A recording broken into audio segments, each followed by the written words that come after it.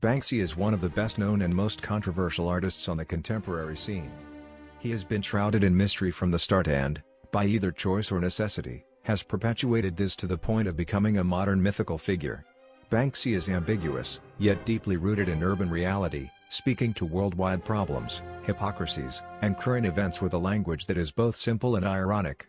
He continually invites and challenges us to reflect on emergent issues and address them head-on. The subjects Banksy features via his provocatively irreverent and satirical messaging include politics, culture, ethics, and war. Banksy always portrays a set of recurring characters, such as monkeys, rats, policemen, and members of the royal family, all of which he represents using the stencil technique. Banksy initially adopted this method as a way of acting quickly to avoid being caught by the police. Over time, this technique has also enabled him to put forth messages that are impactful yet simple and immediately recognizable, allowing, in turn, for countless reproductions of his iconic works. Banksy's visual protests, which have reached a vast and diverse audience, have turned him into one of the world's better-known artists and one of the preferred creators of younger generations. If art is a synthesis of form and content, for Banksy, what really counts is the latter. His creations are messages above and beyond simply aesthetic art. As explained by street artist Shepard Fairey, his works are full of metaphors that transcend language barriers. The images are entertaining and witty, and yet so simple and accessible, even 6-year-old children who have no concept of cultural conflict, have no problem seeing that there is something not quite right when they see the Mona Lisa with a rocket launcher. Banksy's art is derived from the so-called writers who dominated New York City's 1970s street art scene. These writers, then known as graffiti artists, came out of the predominantly African-American neighborhood of Harlem, the Bronx's Puerto Rican community, and a small Italian hamlet in Manhattan's Lower East Side. These youths worked together in groups and set up schools, which were clearly an artistic derivation of the 1950s street gangs. The schools strived to standardize their individual styles as a way of indicating belonging amongst their respective members and establishing group identity. Graffiti was historically a tough art, always requiring the creator to work against powerful opponents like pop culture, societal norms, environmental elements, and the law. Pasquino. The history of painting dates back to the moment when a person first depicted his life on a cave wall. Whereas graffiti, being the artistic form of rebellious expression and a younger genre, comes from the talking statues of ancient Rome. In the Middle Ages, the Vatican wielded great influence over the whole of Europe and was at the centre of political intrigues of the time. Ordinary Romans were no strangers to it and were aware of all the political news. That being said, speaking out was pretty dangerous. The Inquisition was raging through Europe, and for any negative comment towards the Church, one could end up behind bars, or, even more sadly, at the stake. But discontent was growing, and people needed ways to express their protest.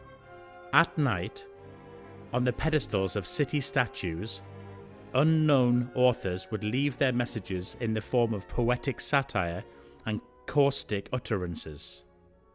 And in the morning, before the arrival of civil servants, the townspeople would have time to read exposing texts directed against the authorities.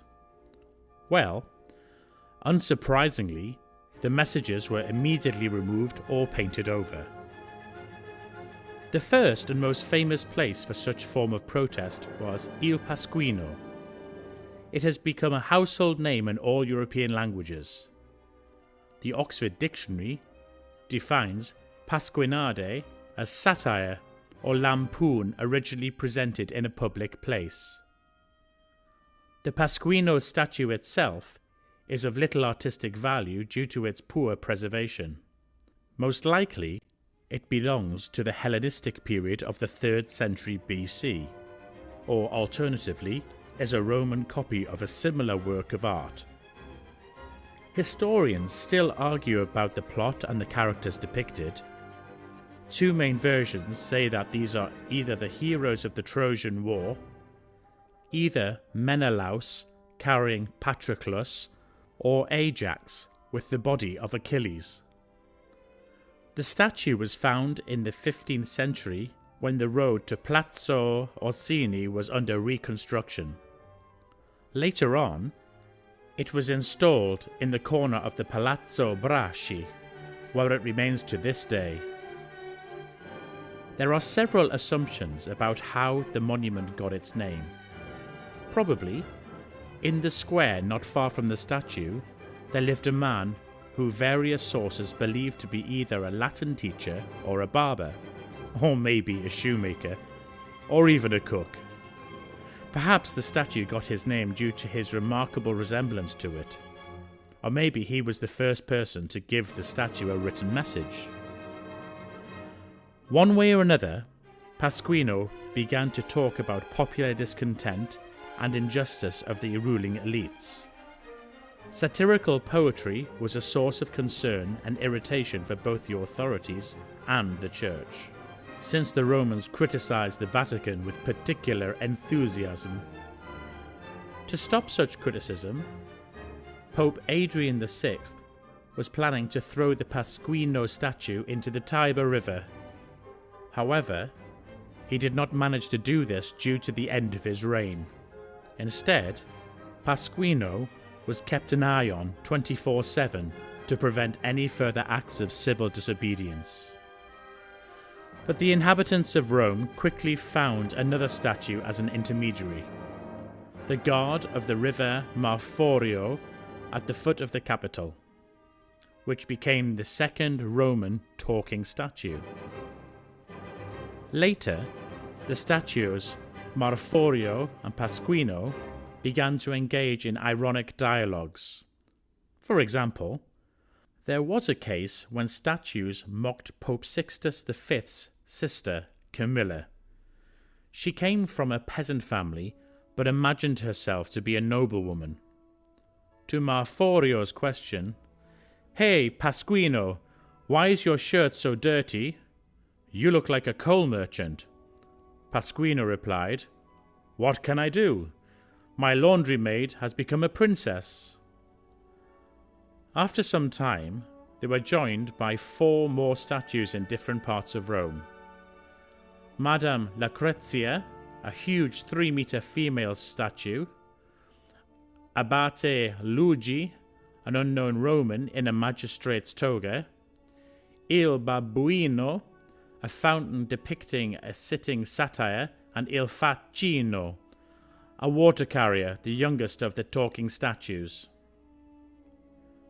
The Vatican tried to suppress the pungent criticism in every way. Benedict XIII issued a decree that the exposed author of the libel be threatened with the death penalty, confiscation of property, and dishonour. Similarly, by the decree of Pius V, Niccolò Franco was hanged in 1566 for writing another stinging remark. One such renowned creator of lampoons was known as Pietro Aretino. He not only wrote witty epigrams, but also used humorous texts as an instrument of political struggle. Pietro publicly pointed out the vices and atrocities of cardinals who had a claim to papacy. Hence, he exerted a tremendous influence on the conclave when it was choosing the pope. But it was mostly anonymous authors whose pasquinades would go down in history.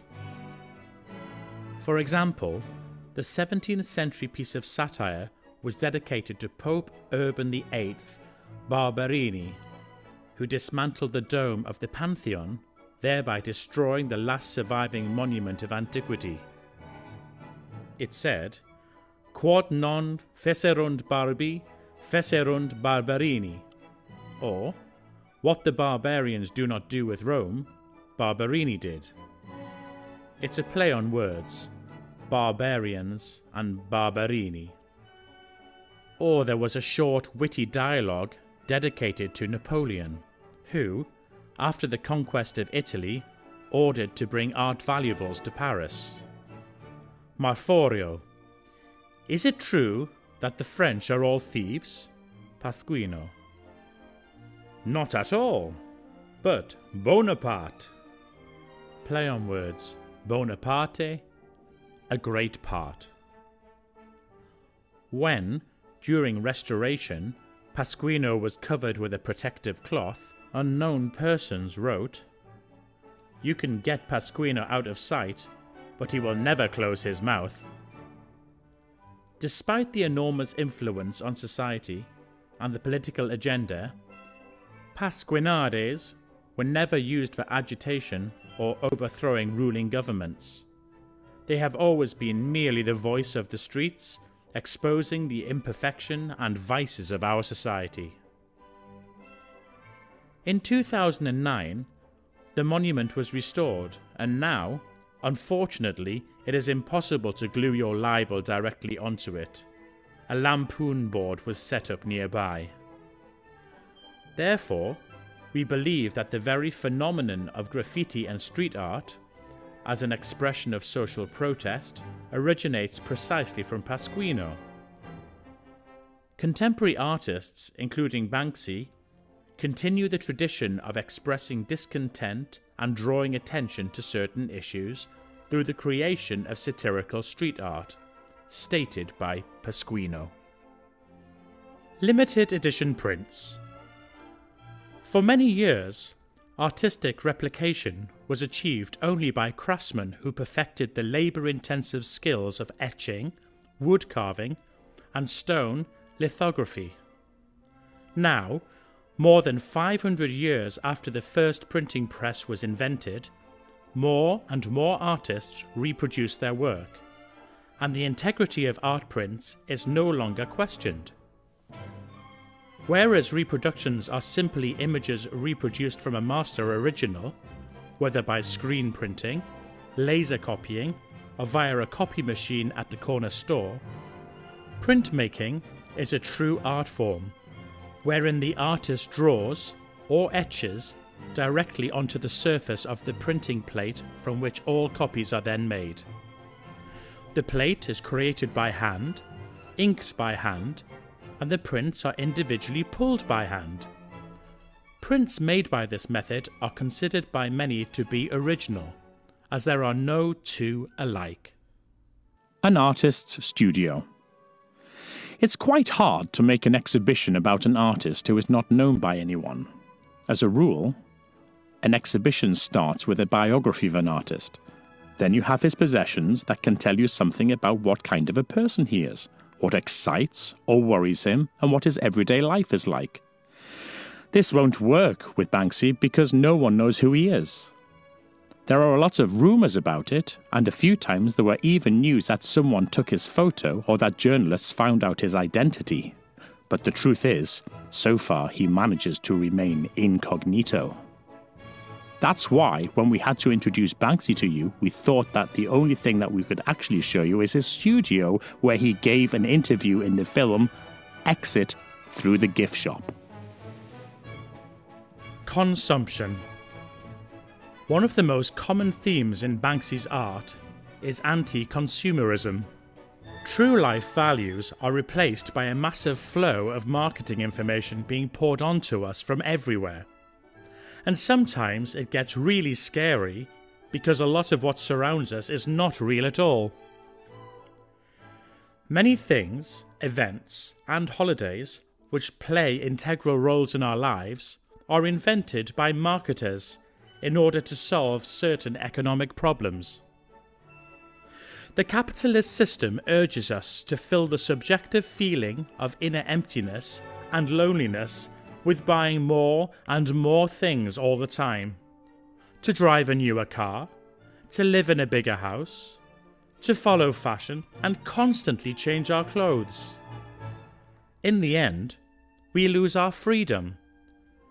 But are we even making ourselves happier in the meantime? Trolleys. This work derides the present lack of humanity's ability to hunt and provide for itself while there are still people who have these skills. In the civilized world, we do not want to and cannot provide for ourselves.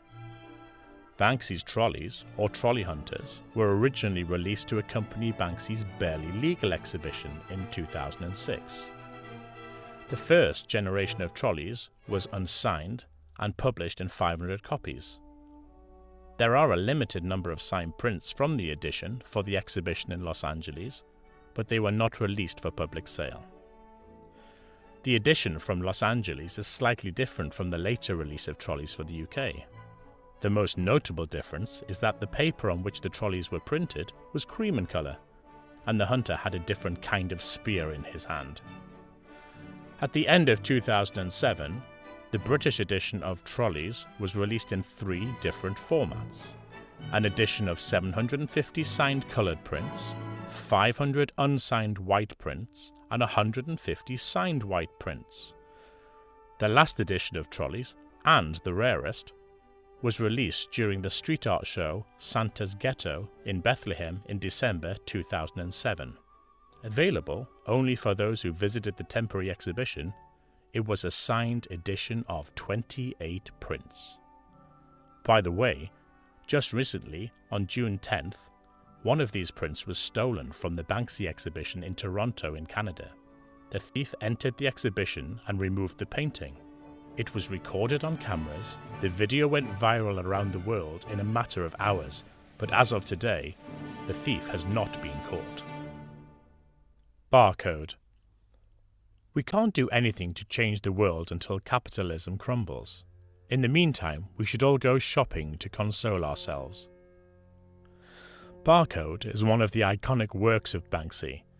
The artist has been famous for decades through his illegal works and his print collections, through which he critically examines contemporary issues like consumerism, political authority, and terrorism. The Barcode print belongs to the artist's celebrated early works and dates back to 2004. In 2010, Banksy illegally stenciled the same image on the side of a random house on Pembroke Road in Bristol. The stencil was quickly removed from the wall in August 2010 and surprisingly resurfaced after 4 years on the occasion of a school exhibition in Somerset. Barcode was at auction for the first time in March 2012. The print was sold at Bonhams on New Bond Street as part of an urban art sale. The print was acquired directly from an exhibition entitled Existentialism at the 33 1/3 Gallery located in Los Angeles.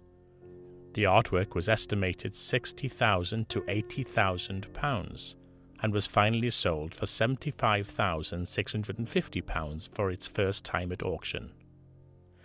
More recently, in June 2016, Bonham sold another Barcode original for £158,500 on the occasion of the post-war and contemporary art sale. This is not the first Barcode by Banksy.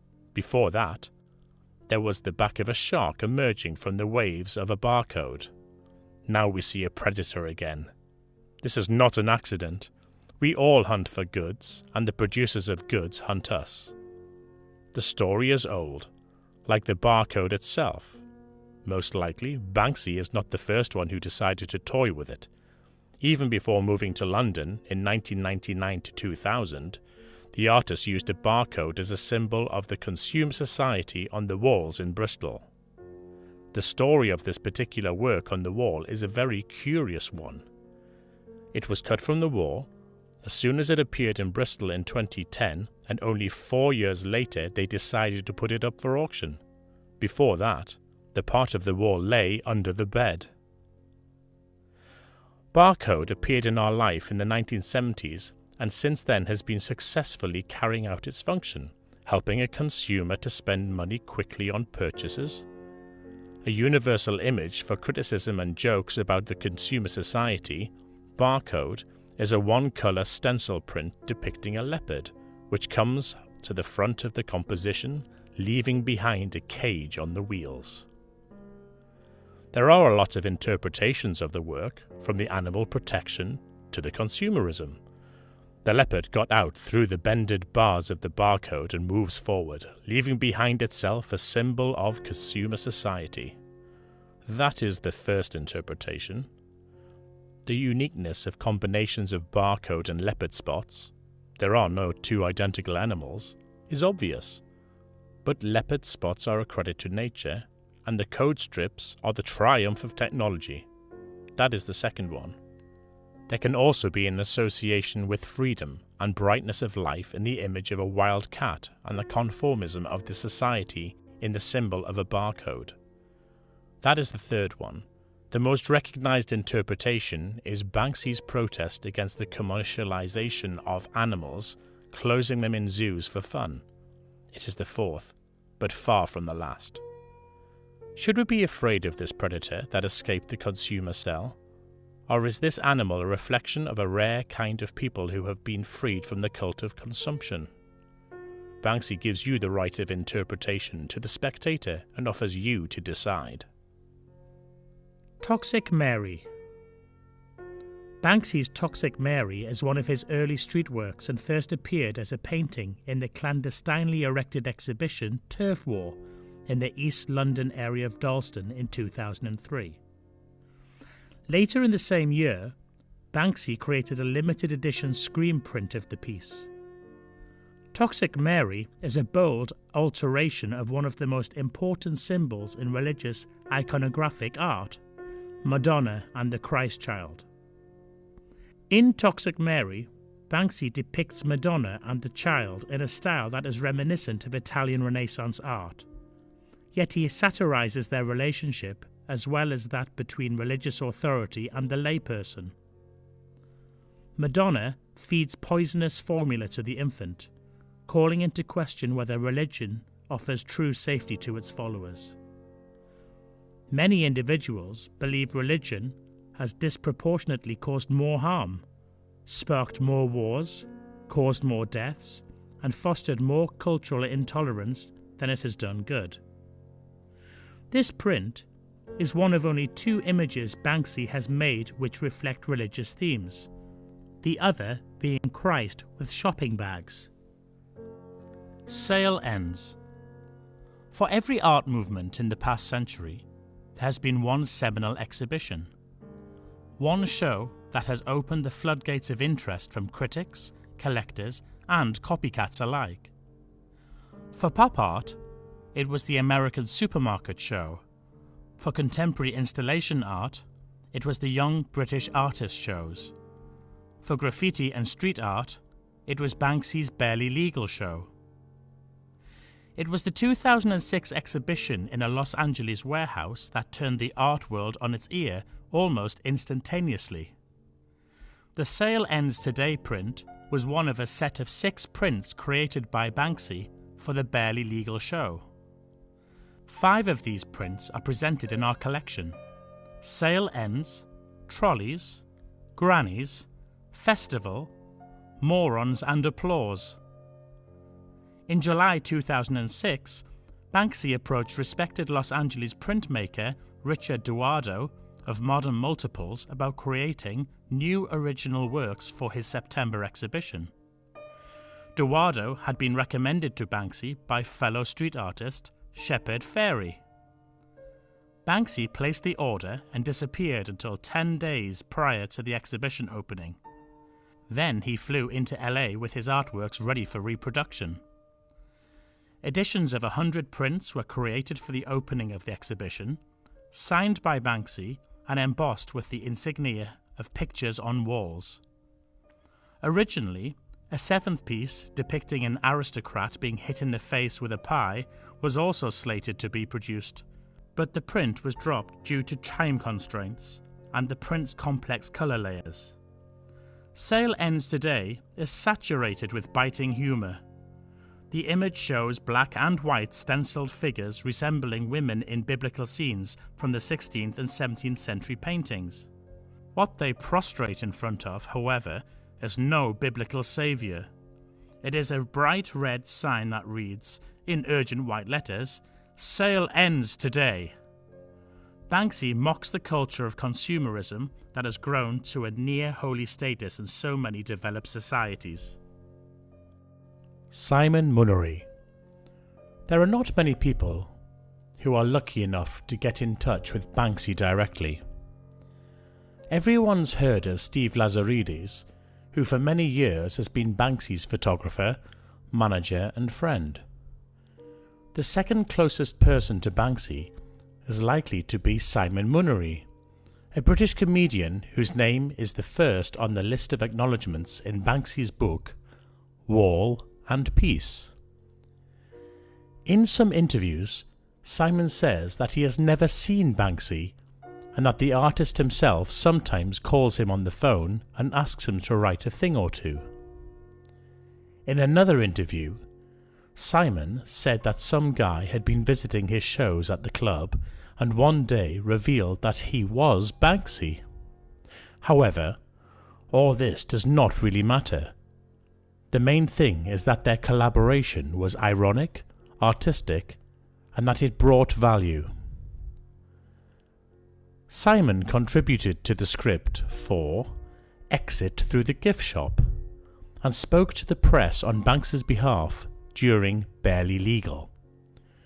Banksy and Simon also create a whole series of reimagined Old English sayings with sarcastic additions.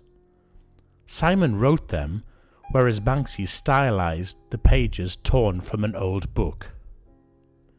The saying, "You can fool all the people some of the time, and some of the people all of the time, but you cannot fool all the people all the time," most likely belongs to Abraham Lincoln. The phrase has been going around since the 19th century. Many companies have started to put it on their advertising posters as a slogan. All of this makes Munnery's version even funnier. Indeed, capitalism is based on the fact that companies constantly try to trick consumers by insisting on the honesty and reliability of their company, as well as the value of their product. Strawberry donut and chocolate donut. A culture of consumption under protection. Here, Banksy shows how a donut, chocolate, or strawberry, to your taste, is fixed on a food truck and an escort of as many as 5 policemen are assigned to it. A very important donut. Do you not get mad when the traffic is stopped to give way for some important donut? Banksy apparently is also infuriated by this. In these works, he expressed his opinion about the consumption culture and such important donuts in one strike. They are rightfully considered to be among his funniest works. Die-Faced Tenor. In August 2004, Banksy thought that it would be great to print 1 million fake banknotes and scatter them at Notting Hill Carnival. These banknotes were very similar to the real ones, but instead of the inscription Bank of England, he wrote Banksy of England, and also replaced the portrait of Queen Elizabeth II with the image of Princess Diana. On the banknotes there was the phrase, "I promise to pay the nominal value of the bill at the request of the applicant" on one side, and on the other, under the portrait of Charles Darwin, it said, "Do not trust anyone." Banksy really threw a part of this million into the crowd at the carnival, but it turned out that people started paying with these bills in local stores. Some paid with them, the others accepted them, and then Banksy suddenly realized he had printed counterfeit money. Of course, he did not release any more of the banknotes. This showed that most people are not conscientious. This money literally fell from the sky and, having received it, they carried the bills into the store knowing that they were fake. But what about the rest of the banknotes? And then Banksy came up with a very funny thing. If you buy his artwork and an organization that confirms the authenticity of his work, the organization is called Pest Control, issues you with a certificate of authenticity, then you will see that it has half of the bill with Lady Di glued to it. The other half of the note remains at Pest Control. Indeed, what can be more ironclad than a torn bill? In continuation of this theme, please pay attention to the photo of Banksy's work in Farrington, in which he once again played with the bill's theme and drew an ATM, issuing tens with Lady Di. The banknotes, of course, very quickly disappeared from the wall. In 2007, he decided to add the image of the girl who was grabbed by a mechanical arm and dragged into the ATM. This is an outcry about the fact that our future depends on money and banks, and also about the fact that the further we go, the more we become slaves to automation. After a part of the image was painted over with 2 white stripes, it was covered with a protective glass, You can still admire it in London on Rosebery Avenue. Flying Shopper. This work appeared on an abandoned building in 2011. Previously, it was an elite Mayfair store. The premises have been empty for a long time, and a decision to demolish the building has been made recently. This wall has managed to crawl into all of the unofficial guidebooks to London as one of the top sites. But apparently, this girl with a cart is all the same destined to crash and burn. The building was planned to be demolished in 2018, but it is still standing. Yet the fate of the image is still quite predictable. That's the problem with street art. It is very short-lived, and its decay is inevitable. That is, of course, if someone does not cut this piece from the wall of the building before its demolition. But in this case, it will not decay, but rather life imprisonment. Cushions. It is impossible to imagine one's home truly cozy without upholstered furniture and cushions. This is probably why, for his GDP gift shop, Banksy opted for soft yellow pillows in a standard size 40 by 40, the kind that can be found in any living room. The product description states that the pillows are sold as a pair, but may not match each other as they were made from what was found in a thrift store. On the pillows is the inscription, "Life is too short to take advice from a cushion." This statement inspires us as much as all the unsolicited advice a person receives every day on social networks, from commercials, from the covers of motivational books, and headlines of magazine articles. Rich and famous people constantly insist that it is time to give up all boring tasks and responsibilities, that you just need to follow your dreams and be happy. It's a shame, though, that not everyone has the necessary means to give up everything and follow their dreams. Here is the product description featured on the Gross Domestic Product website. Are you fed up with soft furnishings trying to express feelings on your behalf? Then let these stenciled cushions make that clear. They come as a pair, but might not match, as they're painted on what gets found in the charity shop. Welcome mat. On the doorstep, in almost every house where a decent citizen of a prosperous country lives, you can find a simple shoe rug with the inscription, "Welcome" on it. Of course, the store opened by Banksy could not do without this symbol of hospitality. The irony is that the rug itself is made from the remains of life jackets found on the Mediterranean coast. Once upon a time, these vests belonged to people whom no one intended to greet with a friendly smile on their doorstep. On the GDP website, you can read the product description. It contains a warning. Customers are advised they no longer constitute a valid buoyancy aid, although shockingly many never did. They are cheap fakes sold by people smugglers and do not actually float. Banksy does much to help, support, and rescue migrants fleeing the horrors of war and social injustice. These rugs were created in collaboration with Love Welcomes, an organization that helps women in closed camps in Greece. All of the money from the sale of these works was donated to help the refugees. Steve Jobs. In late 2015, Banksy visited the jungle in Calais. It is a refugee camp which is in close proximity to the British border. It is from Calais that many refugees are trying to pave their way to Britain.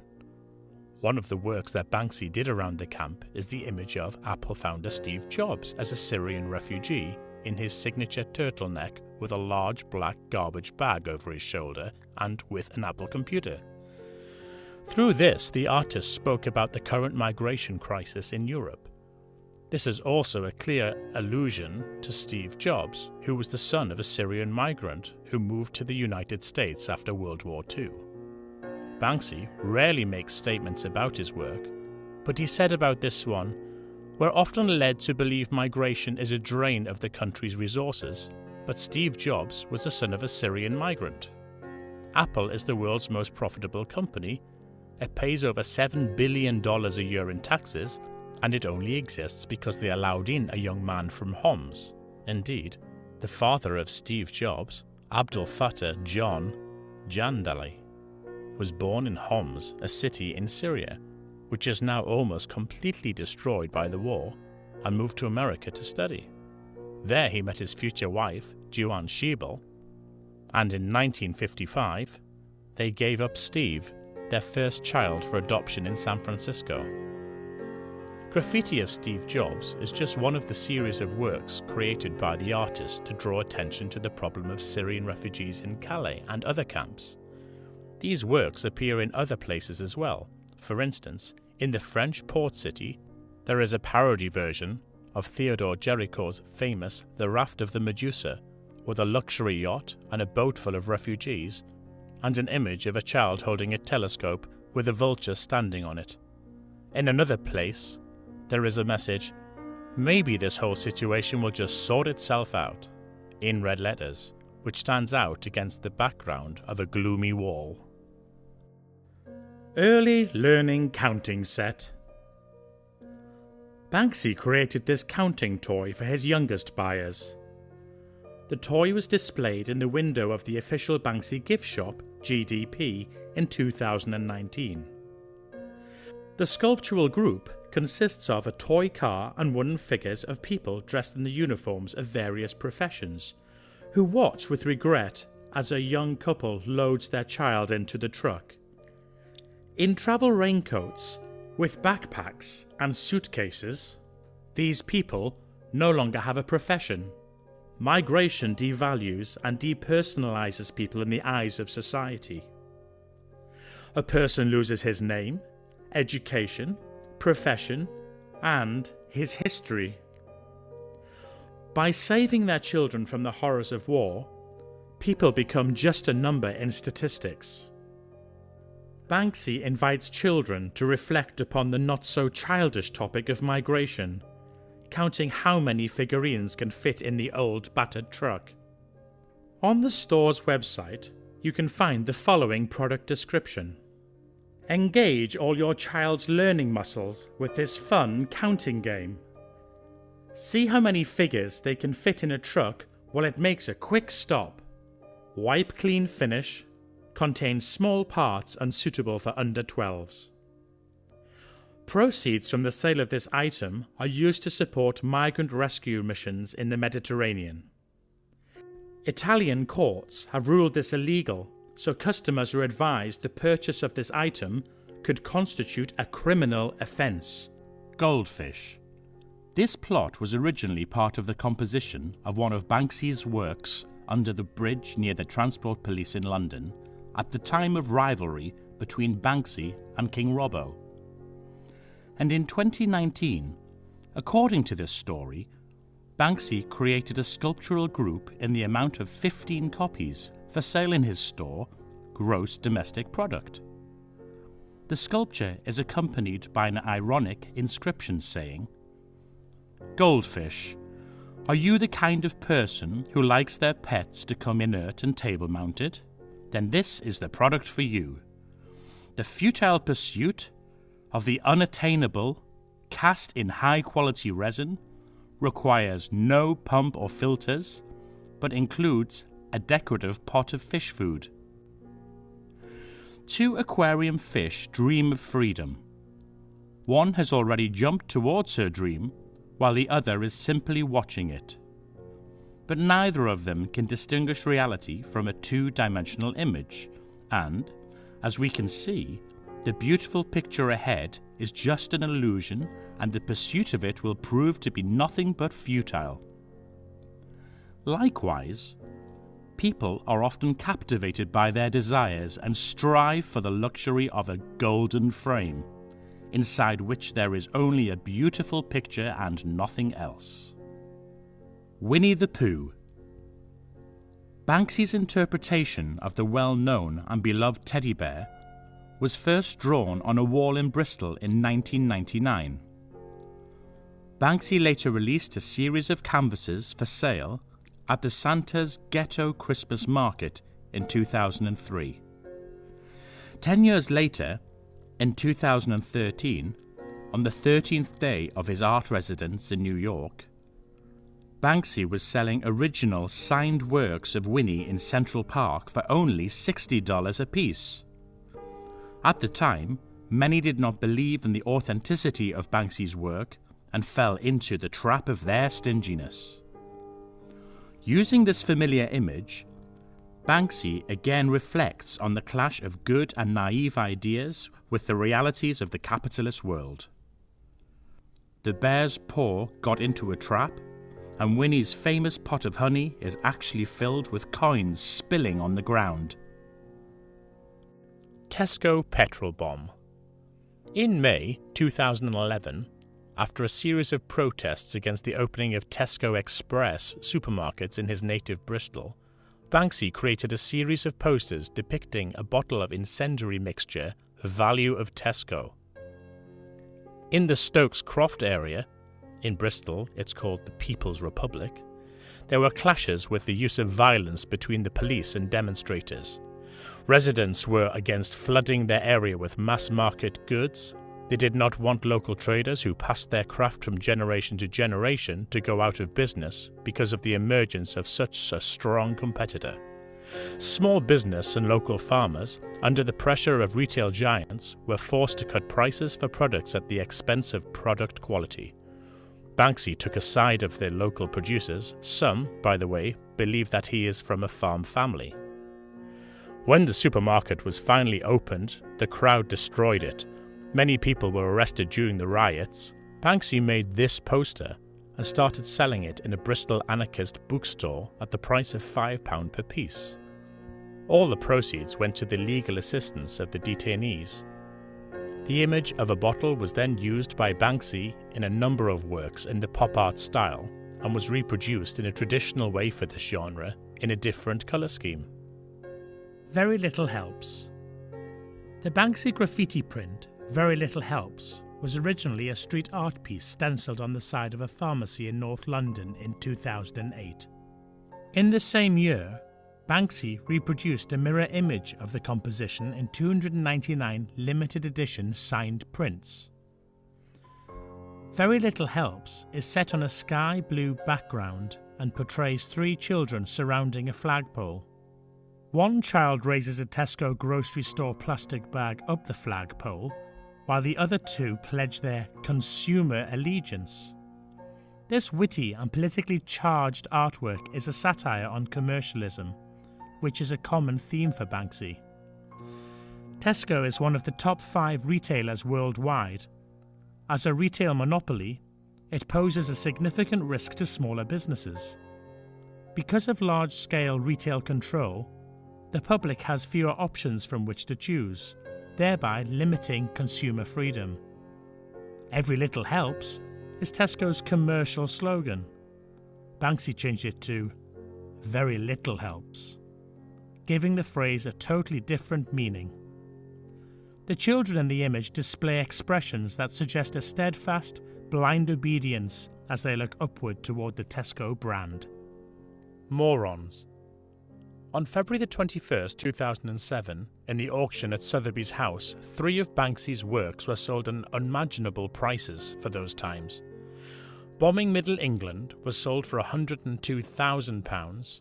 The Girl with the Balloon was bought for £37,200, and Bomb Love for £31,200. According to Banksy, the art world is one of the most amusing phenomena on the planet.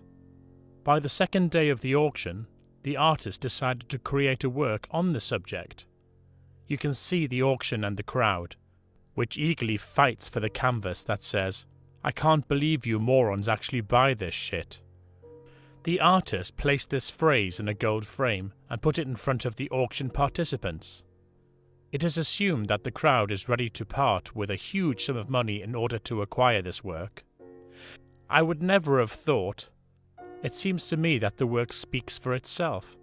How can you buy a work that calls a guy who buys it a moron? The artist comments. But even this work was bought at an incredible price, and the print sold out in an instant. Well, what can you say? Politics. Politics is another favourite topic for Banksy. He often has a say on various political issues such as Brexit. Politics as a way of manipulating public consciousness is just as unpleasant for Banksy as violence and consumerism. His opinion is clearly expressed in his works, which are displayed in the next room. A kind of epigraph to the exhibition in the next room may be Banksy's statement, "There is nothing more dangerous than someone who wants to make the world a better place." I Fought the Law. The work was created in 2004. The plot is borrowed from a video that was filmed on March 30th, 1981, on the day of the murder attempt on the American President Ronald Reagan. The murder was attempted by John Hinckley Jr., a schizophrenic, who was obsessed with an actress, Jodie Foster. Hinckley decided to impress the actress this way, and this choice was deliberate. Jodie Foster starred in the film Taxi Driver, and Hinckley may have identified himself with the protagonist of the movie, Travis Bickle. According to the plot, he took care of the 12-year-old prostitute, played by Foster, and also planned an attempt on the senator. The film ended with a violent scene in which he kills her pimp and her clients. The attempt occurred at the exit from the Hilton Hotel in Washington, D.C., right after Reagan made a speech addressing the conference of the American Federation of Labor, the Congress of Production Unions.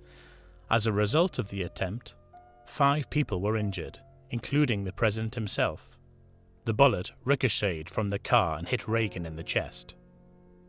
A man lies on the ground, wounded and surrounded by armed CIA officers. The figure on the ground contrasts sharply with reality. His weapon is not a firearm, it's a brush. Banksy has repeatedly stated, "A wall is the largest and most effective weapon." This is one of the nastiest things you can hit someone with. Obviously, our freedom of speech is perceived as the most dangerous weapon, and they try to suppress it at every step. The author did not strip his work, I Fought the Law, of humour. It may seem that it is directed against the power, but the longer you look, the more nuances you can notice. Here Banksy makes a direct reference to the song I Fought the Law by The Clash. This is not the first time he refers to the Clash band. Once Banksy created a work that depicted a punk breaking an office chair. If you remember, this is the cover of the London Calling album. Monkey Queen. For the first time, Banksy presented the Monkey Queen at the London club Chill Out Zone. It was looking out on the street, but the government asked to remove it for the celebration of the Golden Jubilee of the coronation of Queen Elizabeth II, 50 years from the date of the coronation. In his work, Banksy replaced the famous image of the Queen with a black and white portrait of a monkey. The background is a white, blue-red target in the colours of the British flag. It is also a well-known symbol of modernists, or mods, a British youth subculture that originated in the 1950s. They knew music inside out and were fond of ideas of existentialism and were always stylishly dressed. How do you perceive this work? A mockery of the monarchy? And once again Banksy replies, you decide. Turf War. The work copies the statue of Churchill, which Green activists decorated with a turf mohawk on May 1, 2000 in London. Turf War is one of Banksy's early works devoted to the reincarnation of Britain's historic figure Winston Churchill into a punk rocker. The first time he turned to this topic was in 2003. Banksy created a poster for the May Day procession held in London. In the same year, his exhibition took place, from which he borrowed the title for this work. The exhibition, Turf War, is one of the earliest and most significant. It included many things that were hard to understand for a commoner. For example, painted animals, a bombed-out police van, that is, all in graffiti, and several non-trivial political images, including Winston Churchill. Banksy portrayed the well-known image of the Prime Minister with his fierce, focused gaze for which he received the nickname British Bulldog during the Second World War. On May 1st, 2000, the Green activists adorned the Churchill statue in London with turf. In English, the word turf means both a patch of grass and territory. This image inspired Banksy and he borrowed it. So the Prime Minister had a mohawk that transferred him from a formidable politician into a dissident and a punk rocker. Bomb Middle England. Bombing Middle England is one of Banksy's first prints. In 2007, the original piece of acrylic and spray paint on canvas was auctioned at Sotheby's for £102,000. That auction featured another Banksy print, Morons, which you can also see in our collection.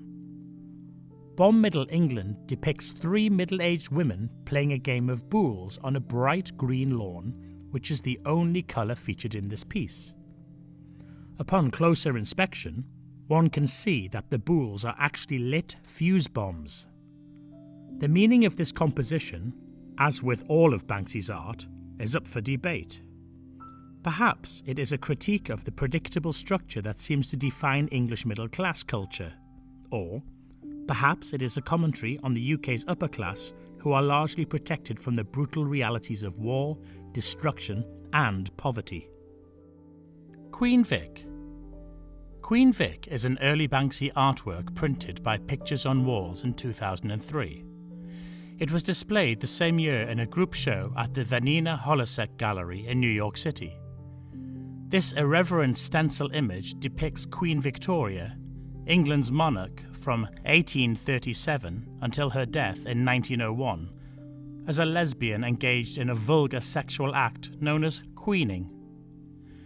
Painted in black and white against a cherry red background, Victoria's crown, hairstyle, cape, and blouse are in keeping with period-appropriate fashion. However, she is wearing knee-high heeled boots and garters, which are openly displayed as her skirt ends at her upper thigh. In an even more bold statement, Victoria is sitting upon the face of another woman whose body is splayed on the ground and is also provocatively dressed. Victoria's knees are spread apart, and she is turned towards the viewer with one hand on her hip, while the other hand holds her royal staff upon which she maintains a steady gaze. Banksy is notorious for his criticism of government corruption. Queen Victoria allegedly stated publicly during her reign that women cannot be gay, and passed anti-gay laws to support her conviction. Banksy's satirical image suggests the British government has historically been rife with hypocrisy. Brexit. In May 2017, on the wall of a house in the small port town of Dover, which connects England and mainland Europe, Banksy drew a huge EU flag with a worker removing one of the stars. The mural symbolised debates that were flaring up all over the UK's exit from the European Union. The drawing was timely, daring, and emphasised the political mood of society. Many an Englishman and tourists from all over the world would come to Dover to see Banksy's masterpiece with their own eyes. However, in August 2019, the building appeared shrouded in scaffolding, and later it was discovered that the mural had been covered with white paint. This caused a storm of criticism towards the city council and the owners of the building on which the graffiti was painted. On September the 12th, Banksy posted on Instagram, "Oh, I had planned that on the day of Brexit, I was going to change the piece in Dover to this. But it seems they've just painted over it. Never mind, I guess a big white flag says it just as well." Brexit.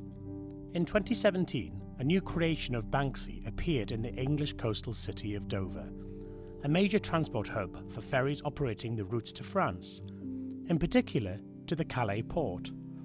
Of all the buildings in the city, Banksy had chosen one owned by the Godden family, whose commercial property empire stretches across the Kent coast. Was it an accident or not? The fact is that 3 years earlier, the family had tried to sell a Banksy work that sprang up on another of their buildings in neighbouring Folkestone. The artist said he had intended the piece to remain in place as the centrepiece of a local arts festival. The Goddens lost an ensuing High Court battle. Imagine their surprise, then, when they woke up one morning to find a new Banksy work on another building in their portfolio, now 3 stories high. This time, the work was extremely vivid and large-scale. A huge European Union flag filling almost entire wall of the buildings is being edited by a painted worker, who beats off one of the golden stars. The work is devoted to the long process of Britain's withdrawal from the European Union. The Godden family immediately announced that they intended to sell the work and even hired an agent, one of the London gallery owners specialising in selling Banksy's works. According to reports, Banksy created it under the cover of scaffolding, as the building was marked for demolition as part of a waterfront regeneration project. Locals thought nothing of it, and the author remained unnoticed. Later, the representative of the artist confirmed that Banksy created it. Later, some graffiti artists vandalised the work, writing something on the lower part of it with black paint.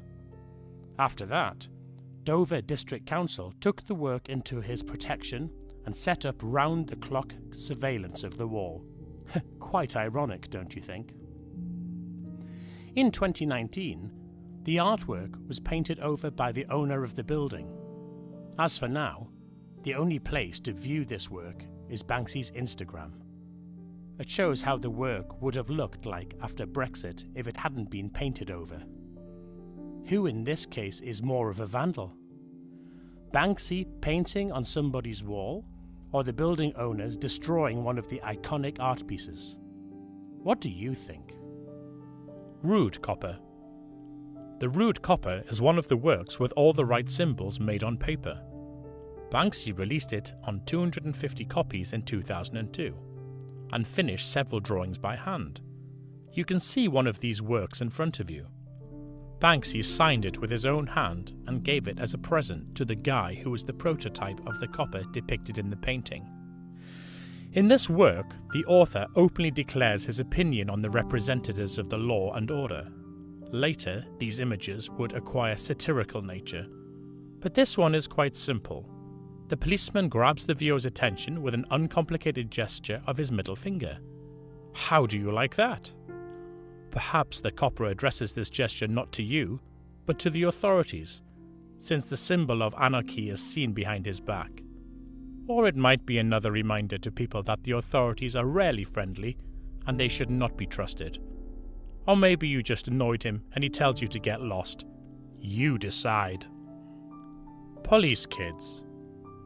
In 2005, Banksy created a series of prints titled The Police Kids.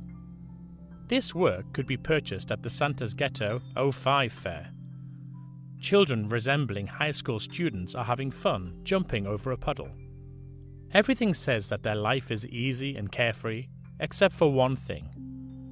There are bulletproof vests with the inscription Police on the kids. The vests shatter the idyllic image of childhood. They cancel out the joy and fun. The author despises the police, believing that it's the police system that puts a question mark over the innocence of people and deprives them of the joy in life. A lot of mothers will do anything for their children, except let them be themselves, says the author. That's how the wonderful freedom of childhood eludes us, and protection against protection becomes necessary. Met Ball. Banksy is a frequent critic of brute force. He makes fun of the military and police in many of his works, some of which you can see at our exhibition. Of course, he couldn't get around this theme when he created a line of merchandise for his gross domestic products store. Following the most popular contemporary artists such as Keith Haring and Kaws, Banksy creates his own shop to protect his name and avoid speculation on his designs. The shop was a showroom in South London.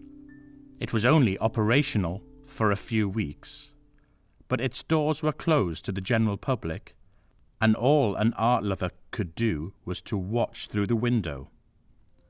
People could enjoy the showcase and participate in a kind of free lottery on the official website of the company, as well as get the right to purchase one of the works of art presented in the store. This piece is a combination of a police helmet and 650 small mirrors, following Marcel Duchamp, who exhibited the famous urinal in the museum, as well as other conceptual artists of the 20th century.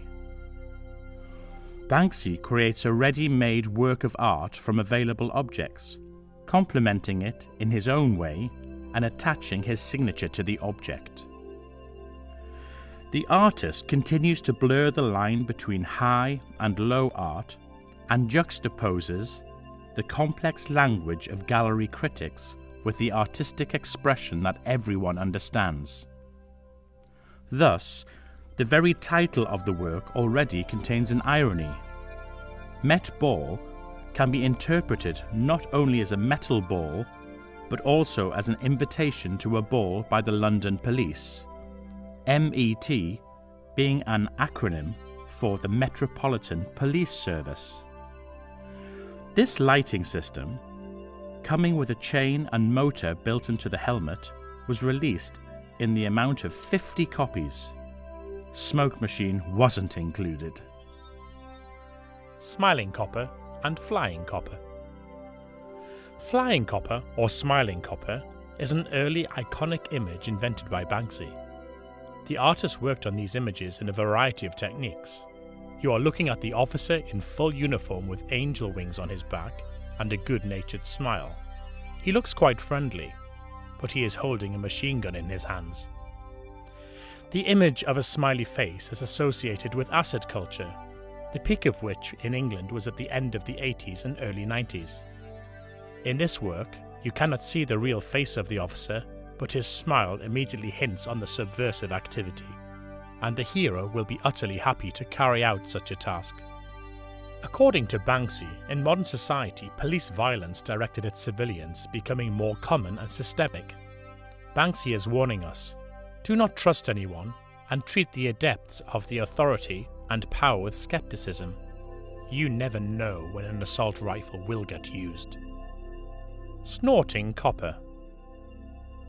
In 2017, an unusual event occurred on Curtain Road. Banksy's original work, which had previously been cut out of the wall, returned to its place. Snorting copper is a police officer kneeling, elbowing and breathing in cocaine lines. It appeared on the toilet wall in 2007, but soon the work was damaged and then painted over and was believed to have disappeared without a trace. The building was bought by two businessmen who decided to restore the artwork. For this, a fragment of the wall was cut and sent to restoration, which continued for 16 weeks. And now, contrary to the usual practice, when owners of the buildings or just vandals cut out pieces of the walls to get rich, this fragment is on public display in a niche behind the glass in exactly the same place where it originally appeared more than 10 years ago. CCTV. On average, a person is captured by camera 300 times a day in Britain. In 2007, there were 4.2 million surveillance cameras registered, which is about 20% of the total number of all cameras in the world. The authorities argue for the need in such large amount of cameras to assist law enforcement agencies in the detection of crimes, but in fact, only 3% of crimes are solved using video from surveillance cameras. Protest. Graffiti and subsequently street art emerged as a protest.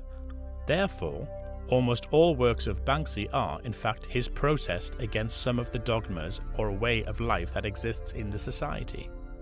In his book, Banging Your Head Against a Brick Wall, Banksy writes, Graffiti is one of the few tools you have if you have almost nothing. And even if you don't come up with a picture to cure world poverty, you can make someone smile while they're having a piss. Love is in the Air. Love is in the Air, also known as The Flower Thrower, is perhaps one of the most famous works by Banksy. Some art dealers and auctions conduct different public surveys. One of them, conducted in 2017, showed that more than half of the surveyed recognized this work by Banksy without any hints. On this one, the artist depicted a participant of a street protest, whose face is hidden by a bandana. At first glance, it seems that he is throwing a Molotov cocktail, but take a closer look and you will see that in fact he is holding flowers. Banksy created the first image like this in 2003 during his first trip to Palestine. His guide told him that no one is watching from behind the wall, and when the artist finished his work, he laughed at him. Surely the wall is being watched constantly. It is at sniper's gunpoint. When we do not like something, we protest. Sometimes we go out on the street to express our protest, to make the authorities listen to us. But often this protest gets out of control and escalates into a real war in which, like in any other, there are neither right ones or winners. A bouquet instead of a Molotov cocktail in the hands of the thrower means that any changes must be achieved through peaceful means, otherwise it provokes even greater violence. The image of a guy is meant to remind you of the rebellious activists of the 1960s who brought oppression slogans onto the streets of Paris and became the forefathers of street art. Or maybe the artist meant that protesting against capitalist or military regimes is as useful as throwing flowers during riots. The artist is often being told that his works are cynical and sarcastic. Maybe so, but there is one thing for which he can't be blamed: that he doesn't give people an opportunity to think, to try to understand the meaning of what they see. You decide. Banksy mentally addresses us again and again. This work is exhibited with the support of MTS Company. Laugh Now. The work Laugh Now first appeared in 2000. It is one of the few that were made to order. It was ordered by a popular nightclub in Brighton. It depicts a doll monkey on which there is an ad with the slogan, "Laugh now, but one day we'll be in charge." At his first personal exhibition, Existentialism in Los Angeles, Banksy was further developing this theme. Only monkeys were carrying other slogans: "Lying to the police is never wrong," and "Keep it real." One work from this series was bought for $500,000 in 2008. From this moment, Banksy actively uses the image of the monkey in his work. They are his favourite characters, along with rats. After the publication of Charles Darwin's theory of evolution in the mid-1800s, in which Darwin claimed that humans descended from monkeys, mankind has repeatedly tried to distance itself from its closest relative. People ridicule monkeys like foolish savages, assiduously teach them to perform humiliating tricks. In the minds of most, monkeys are associated with howling baboons, aggressive monsters and cunning thieves. Graffiti, just like monkeys, is diminished and ridiculed. This form of art is considered to be savage and uncivilized, and those who create it are thought mediocre. Banksy argues that street art is one of the most powerful and effective means of artistic expression in modern society. TV has made going to the theatre seem pointless. Photography has pretty much killed painting, but graffiti has remained gloriously unspoilt by progress, says the artist. This work is exhibited with the support of MTS Company. Monkey Detonator. Mythical, laconic, and charged with latent insight, Monkey Detonator is a playful and iconic piece of neo-conceptual art by Banksy. Stenciled in the act of a dynamic gesture, the monkey is poised in the instant before a violent explosion. The viewer's expectations, however, are subverted upon seeing the bananas to which the detonator is attached. The monkey is, unbeknownst to him, destroying what he needs in pursuit of what he thinks he needs. The Banksy effect is palpable. We are immediately imbued with the sense of a hidden meaning, and we turn to the symbols in front of us for its derivation and discovery. Banksy frequently makes use of representations of animals, particularly those of rats and monkeys, which seem to anthropomorphize upon depiction, serving to remind the unsuspecting viewer of the close analogies between primate and human behavior. The monkey is a crucial motif in Banksy's work. Just as humans destroy the very materials on which they depend to achieve obscure and unknown benefit, the monkey's powerful jump betrays his unthinking faith in the contents of the safe. Like the bestiaries of La Fontaine and Aesop's fables, the monkey appears precisely to embody an important truth about human nature. In his distinctive politicized lexicon, Banksy makes extensive use of the stencil in Monkey Detonator. His characters feature in miniature, theatrical plays containing stenciled and recontextualized objects.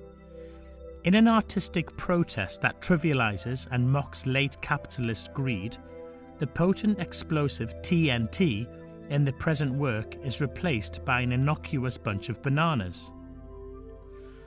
Banksy complicates the standard process of decryption performed by the viewer in response to a conceptual artwork. While his works do often suggest ideas addressing economic and political power imbalances, they deliberately maintain a certain ambiguity. This space, this room for playful interpretation, also possesses a political motive. It grants the viewer with the very creative agency Banksy believes is quashed by the political system surrounding them. Banksy strikes a balance. An artwork without a critical message is intolerably apolitical, but an artwork that restricts viewer participation is just as oppressive as the very systems being criticized. Mild, Mild West. It was fashionable to host crazy noise parties in the abandoned warehouses around Bristol in the 90s. Of course, they attracted the attention of police and authorities. The city residents were not enthusiastic about these endless raves as well. But everything changed when one day the police decided to put things in order at one of the parties in Winterstoke Road, and it escalated to conflict. In response to the actions of special forces, Banksy created this work in broad daylight. The painting enjoys great popularity in the local community. The locals regard it as a symbol of the Stokes Croft area heritage. It is mentioned as part of Bristol culture, literally saying how a relaxed hippie can still fight back against the government and commercialization. In April 2009, the artwork was vandalized with red paint by an anti-graffiti organization, but was quickly repaired. During the construction of new buildings that began in the district, Bristol City Council announced plans to enclose the mural in glass in front of the new flats. However, this decision was criticised by the local community because it would make it harder to see from the street. Golf Sale.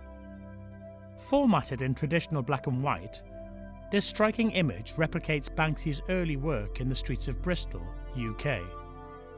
One of the artist's first editions, this now famous print, is reminiscent of Jeff Widener's iconic Tank Man photograph of a Seoul protester's courageous standoff with the Chinese military during the 1989 Tiananmen Square massacre.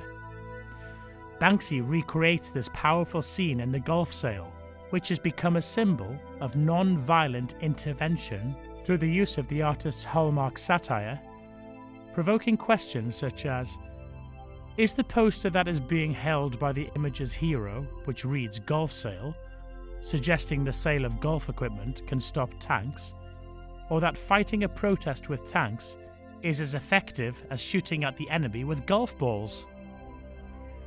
As can be seen in many of his other works, Banksy also makes reference to David and Goliath by portraying an individual who dares to openly protest the omnipotent military, law enforcement, and political forces, which mirrors the artist's own mission as an irreconcilable fighter against all of society's ills. Have a Nice Day. Have a Nice Day is one of the early Prince series. In front of you are 2 rows of armed soldiers with a tank in the centre. The soldiers are located so close to the foreground that it seems as if the army is moving directly at you. The whole composition is in a grey-black palette. Only the faces are standing out in the picture, because Banksy replaced them with well-known smiley faces. Laconic smiles. These soldiers are ready for subversive activities and are eagerly looking forward to the upcoming. Banksy does not hide it. He does not accept militarism or modern colonization of countries. On the one hand, the colonialists seem to mean well to protect the civilians, but at the same time, representatives of other countries with a completely different worldview and cultural code will govern them. Doesn't the contrast between the title of the work and its content seem utterly ridiculous? Imagine this for a moment. You are peeking out of the window of your house. There are guys in black camouflage with machine guns, and they have a tank. Have a nice day. This work is exhibited with the support of MTS Company. War. War is the most disgusting occupation a man can pick. The anti-militarist theme in Banksy's works is deeply interwoven with the themes of politics and protest. In his works, the artist reveals his opinion about the war and the military. The greatest crimes in the world are not committed by people breaking the rules, but by people following the rules. It's people who follow orders that drop bombs and massacre villages. Heavy weaponry. The work, Heavy Weaponry, appeared on a street in Barcelona in 2003. The events that occurred in Berlin during the Second World War inspired this piece. During the bombing of the capital of Germany, an elephant died at the local zoo. Therefore, Banksy decided to place a bomb on the back of this animal. Pay attention to the shadow. Looking at the elephant, it becomes clear that he is in motion, although where his journey with a rocket on his back will end is a big question. The elephant seems to pass us by, but there is no certainty that we are safe. Elephants are smart and strong animals. It is believed that they are very friendly. Therefore, the sight of a bomb on the back of an elephant for any person is a strange combination. This elephant is not friendly. It is doomed to reach its goal. It is quite clear that in such interpretation, the elephant merely plays the role of transportation. No one thinks about it. Bomb love. Banksy created the first stencil depicting a girl hugging a bomb in 1998 in Bristol. The work symbolises the horrors of war alongside the innocence and purity. The eternal question is, why do we fight when we can create the world around us? Banksy loved this image and subsequently frequently copied it.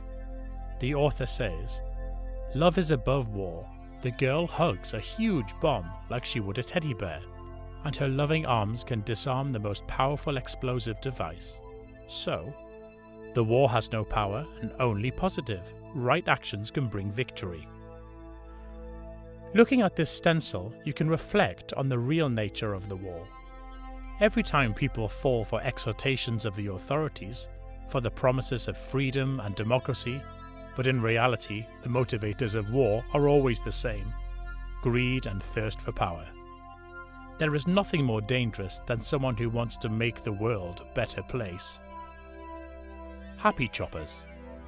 Happy Choppers by Banksy first appeared on Old Street in London in 2002. In the period from 2002 to 2003, he often used this motif in his work, from prints to acrylic paintings on canvases. He even added these choppers on a couple of paintings at his Crude Oils exhibition. Initially, Banksy placed his helicopters over Franco's Fish and Chips restaurant, after which it changed its owners and cuisine several times. At one point, there was a Chinese canteen, then a bakery, and now you can enjoy kebabs there. It's possible that by the end of this exhibition there will be something else. In 2004, another building was constructed close to the wall on which the artist placed his helicopters, and now they can be seen only from the other side of the street. Like many other street works of Banksy, they are protected with plexiglass. The title of the work, Happy Choppers, is not accidental. The word chopper, a helicopter in American slang, became popular during the Korean War of 1950 to 1953. Banksy drew a whole squadron of helicopters, but decorated them with pink bows to soften the image, and at the same time to focus on mocking chauvinism of the military association. Is that not fun? Applause. Released in 2006 as part of Banksy's Barely Legal exhibition, Applause appears to take aim at the way the media glamorise modern warfare. The 24-hour news renders war as entertainment, and live, frontline images make sport of worldwide conflicts. The colours of the high visibility vests and the applause sign are the only contrasts in the largely black and white landscape, which was made by photocopying images multiple times to give it an aged look. The applause sign, as is customary at the recordings of game shows, instructs the audience to clap as if this were all a game. Napalm. This work is considered to be very cruel by a lot of people, but it was even more cruel to drop a bomb on a peaceful village. Banksy created an image based on the photos The Horrors of War, or Napalm in Vietnam, by Nick Ut, a Vietnamese-American photographer. The publication of this photo caused a wide public response and ultimately influenced the whole course of the war in Vietnam. According to the US military intel, the Viet Cong forces were hiding in the Trang Bang village, and on June 8, 1972, a decision was made to drop napalm on it. Ordinary villagers, including children, were the victims of this raid. In a photo that received the Pulitzer Prize and changed the attitude of the US authority towards this war, soldiers of South Vietnam are seen running after children with almost all of their skin burnt. 9-year-old girl Kim Phuc threw off her burning clothes and ran, screaming in pain.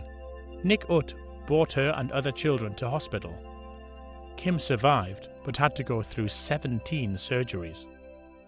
On different sides from Kim, the artist put the icons of American culture and capitalism. With this, he wanted to draw attention to how America perceives its citizens and representatives of other countries, and to draw attention to capitalism in general. Ronald McDonald and Mickey Mouse are trying to save the girl, or, to the contrary, to bring her to an awful end. Frantic horror is settled on the girl's face, and, in contrast, smiles crept onto faces of the American culture icons. Banksy believes the greatest crimes in the world are not committed by people breaking the rules, but by people following the rules. It's people who follow orders that drop bombs and massacre villages. CND soldiers. The Campaign for Nuclear Disarmament Soldiers is an anti-war manifesto that Banksy has placed in front of the British Parliament. But this work was not to stay there. The authorities removed it quickly. By the time Banksy created this work, Brian Hoare had been protesting against the aggressive militarist foreign policy of Britain and the United States for 4 consecutive years. From 2001 to 2011, Brian lived on the square in front of the Parliament. He has become a national symbol of peace, and in 2011, Brian Hoare died of lung cancer. The Banksy's work shows 2 soldiers drawing the symbol of the CND with red paint that looks like blood. One of the soldiers is on the lookout. The other one is busy with work. Something obviously caught their attention, and the work suddenly stopped for a moment. Banksy's stencil is permeated with irony. On the one hand, the soldiers are painting a symbol of peace. On the other hand, they draw it with red paint. At the same time, they look spooked, as if they are afraid that the cops will arrest them. But Banksy is putting a deeper meaning into his work. The soldiers are ordinary people who are forced to obey the orders of generals and politicians. Graffiti for soldiers is the same form of protest during the war as stencils on city walls are for us. Wrong War. On February the 15th, 2003, the largest peaceful protest in British history took place. Between 1 and 2 million people took to the streets opposing the invasion of Iraq. The opposition tried to show the British government how wrong this war was. Protests swept everyone and stirred up the creative world. In particular, 26 artists, one of whom was Banksy, created their own anti-war manifesto. They presented their work at the Pax Britannica exhibition in a box at the Aquarium Gallery, London, in 2004. The works of Peter Kennard, Defended to Death, and Banksy, Wrong War, became iconic for the anti-war movement. Released in a series, this carton placard is yet one of Banksy's rarest works. The one that you are now looking at is that particular one that has been shown in the photo of protesters in Banksy's iconic book, Wall and Peace. Flag. In 2006, a group of underground artists held a campaign called Santa's Ghetto at Oxford Street. During 23 days, the works of 30 of the world's best artists working in this art form were distributed there at affordable prices. The idea behind it is that artists create works for sale, and the money they earn is donated to charity. While buying gifts, people also participate in a charity event, which revives the spirit of Christmas, which is gone in our modern world of profit. Banksy created the work Flag for sale in gold and silver colours, and it never appeared on the street. The first print series was released in 2006, and the release of the Golden Edition in 2007 was timed to coincide with the opening of the Santa's Ghetto in Bethlehem. As a result, both works raised £60,000. Half of the money artists donated to the Moorfields Hospital, which specialises in treatment of ophthalmic diseases, and the second half went to support the new Northern London Synagogue. They have a centre for refugees. The print is based on the photo Raising the Flag on Iwo Jima, taken on Mount Suribachi on February 9, 1945. This photo won the Pulitzer Prize and was later used by the artist Felix de Weldon to create a sculptural composition for the US Marine Corps Memorial, also known as the Iwo Jima Memorial in 1954. The sculpture was made in full scale. Do you know what dystopia is? This is such a depressing dystopia. Here you are looking right at it, the city landscape, children scattered in a world without adults. These are not soldiers from a photograph, but a group of teenagers putting an American flag on a turned-over car. As always, when it comes to Banksy, the interpretation depends on your personal perception. That is, you decide. Here you can see the children who are striving for the American dream, or see a hint of the victory of ordinary people over the ruling system, or the triumph of military propaganda. Of course, the author's dislike of militarism is also present. If you recall the original photo, it is easy to draw a parallel. Excessive military spending deprives the state support of children who are forced to play on the car wreckage. NOLA. NOLA is a gentle name for New Orleans. In 2005, Hurricane Katrina descended upon the city and practically destroyed it. The levees destined to protect the city from flooding got broken through. The disaster claimed thousands of lives. Later, in 2008, when Hurricane Gustav was approaching New Orleans, Banksy created about 15 stencils in the streets of the city in evacuation, thus reflecting people's inability to withstand the elements. NOLA, Girl with Umbrella, or Rain Girl appeared in New Orleans in the Marigny neighborhood. This is one of the few graffitis that remained, and moreover, it is the most poignant image which narrates the story of the tragedy brought by Hurricane Katrina. The girl is trying to hide from rain under the umbrella, but reaching her hand out, she realizes that the umbrella itself is the very source of nasty weather. This is the way the man-made means of protection from the forces of nature, such as levees, sometimes bring devastating disasters in itself. In 2008, Banksy releases printings with Nola. In the first edition, a white rain was pouring down on Nola, but later the artist made a few more editions with the girl's image, painting the rain in various colours. Walled-off Hotel. In front of you is a series of photos from the Walled-off Hotel, which Banksy opened in March 2017.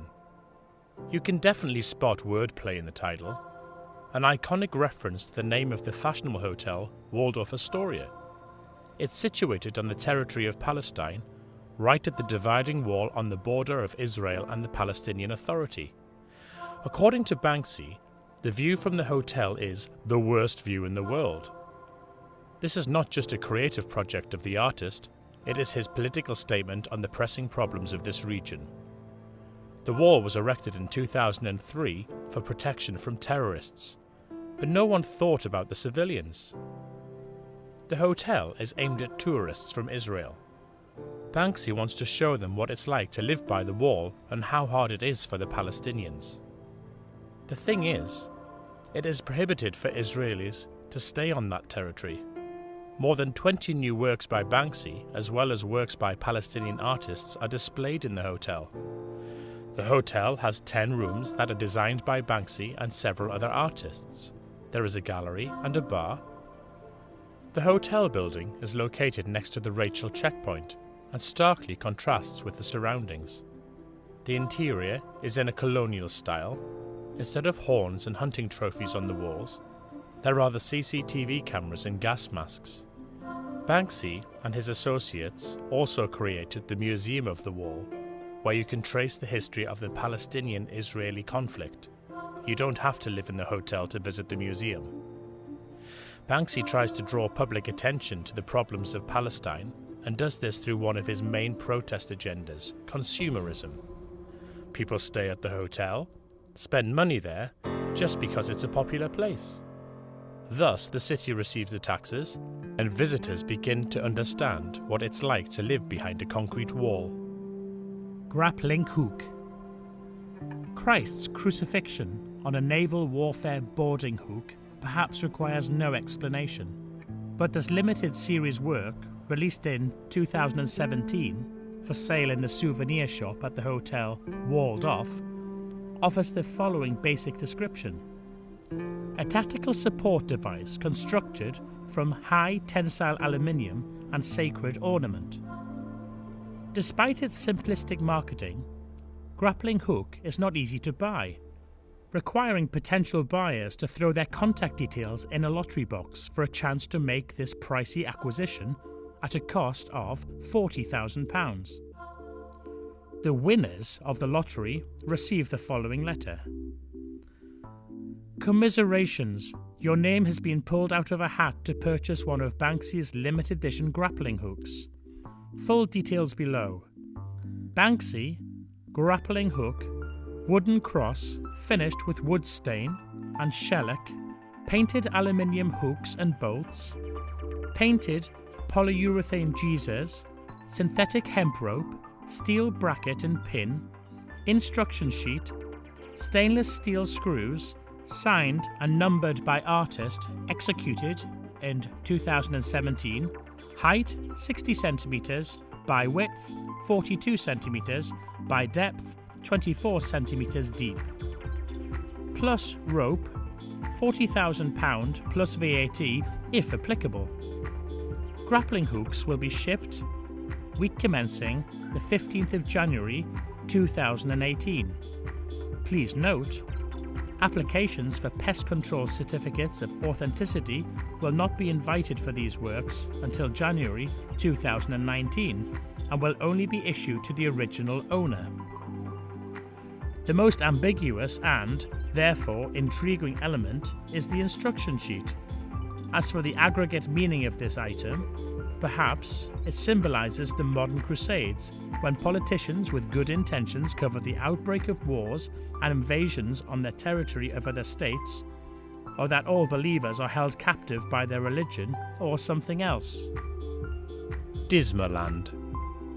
Banksy's idea to create an organised art project called the Dismaland was implemented from August to September 2015 in Weston-super-Mare, a city on the seaside of Bristol Bay. As Banksy called it himself, it's a family theme park unsuitable for children. The Dismaland was located on the site of the Tropicana Park, which Banksy himself visited and loved as a child. According to him, it was a great honour for him to open the doors of this place again. Local residents were told that Atlas, a Hollywood company, was using this place to shoot a crime thriller called Grey Fox. Around the entrances of the future park, the signs with the inscription Grey Fox Productions were installed. The photographs of its construction started to appear on the internet in early August 2015 and included a fairy tale castle and massive sculptures.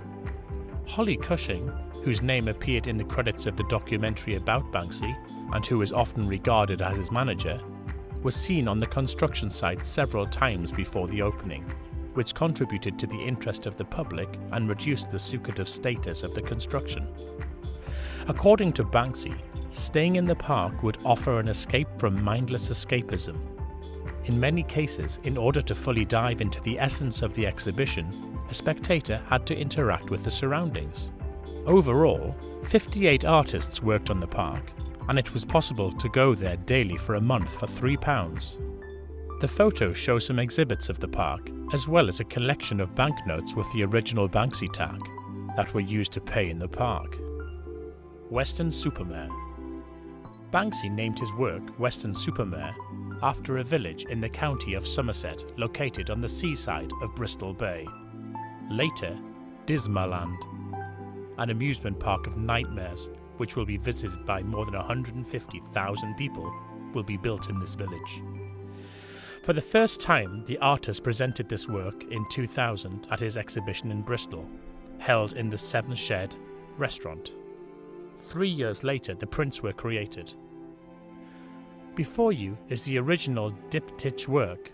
A person sits peacefully on a bench and does not suspect the danger that is coming at him from the left. Here, the author wants to remind the spectator to be cautious. We should always be on guard, even when we are resting on a bench in the park. Do not forget the dangers that are lurking at your every step. It is not wise, of course, to cultivate paranoia in oneself. The artist calls for a reasonable balance, for living your life with eyes wide open. That's why the work is a diptych. That is, the saw seems to exist, but it's as if it exists in another reality. On the second part of the diptych. Welcome to Hell. Banksy did not pick a rat motif randomly. Rats are animals that can survive in any situation. These are the only wild animals that are adapted to the urban environment to the maximum. All of us are rats in one way or another. We are trying to survive as well as we can in the conditions that the system creates for us. We become cunning and ingenious in order to find a way around the system. I'd been painting rats for 3 years before someone said, "That's clever, it's an anagram of art," and I had to pretend I'd known that all along. Indeed, in English, rat is an anagram of art. Before Banksy, the first one to use the image of a rat in street art was French graffiti artist Blake Leroy. He started painting the streets in the early 80s. Blake Leroy is called the godfather of stencil graffiti. After the first visit to the police station, he decided that it would be necessary to find a way to work on the streets as quickly as possible, so as to not get caught anymore. In the end, he chose the stencil technique. Banksy also started by painting his works, but then switched to stencils for the same reason. It's fast and convenient. Every time I think I've painted something slightly original, I find out that Blake Leroy had done it as well only 20 years earlier. I never copied it, but I think he is a very cool artist. He seems to be angry sometimes when he sees my work, But is it worth it for vandals and revolutionaries to argue about such things? Le Rat's contribution to street art is huge and undeniable. All in all, Banksy draws rats really often. Initially, rats were only for the streets, but then someone told him that people would like to see his rats on the walls in their houses, and he thought, why not? Why not bring in the spirit of street art in the homes of respectable citizens? In 2004, Banksy created a series of rats with different posters. The series showed an indignant rat holding a poster. Such posters are usually used at strikes and protests. In addition to the picture with the message, "Welcome to Hell," there are similar rats with posters saying, "Because I'm worthless," and "Get out while you can." This is a kind of warning for those who look at them, a hint at what we are involved in by the society and what we do with ourselves. Although a rat wearing a necklace with a symbol of peace seems to be involved in a war against the state of this world. An image of a rat on the street is always in place, and a rat with a poster on which you can write anything is ideal. Any idea you want to give to a passerby you can write on a poster, and this idea will be perceived more personally, emotionally, and specifically. If you are dirty, insignificant, and unloved, then rats are your role models. This work is exhibited with the support of MTS Company. Farrington Rat.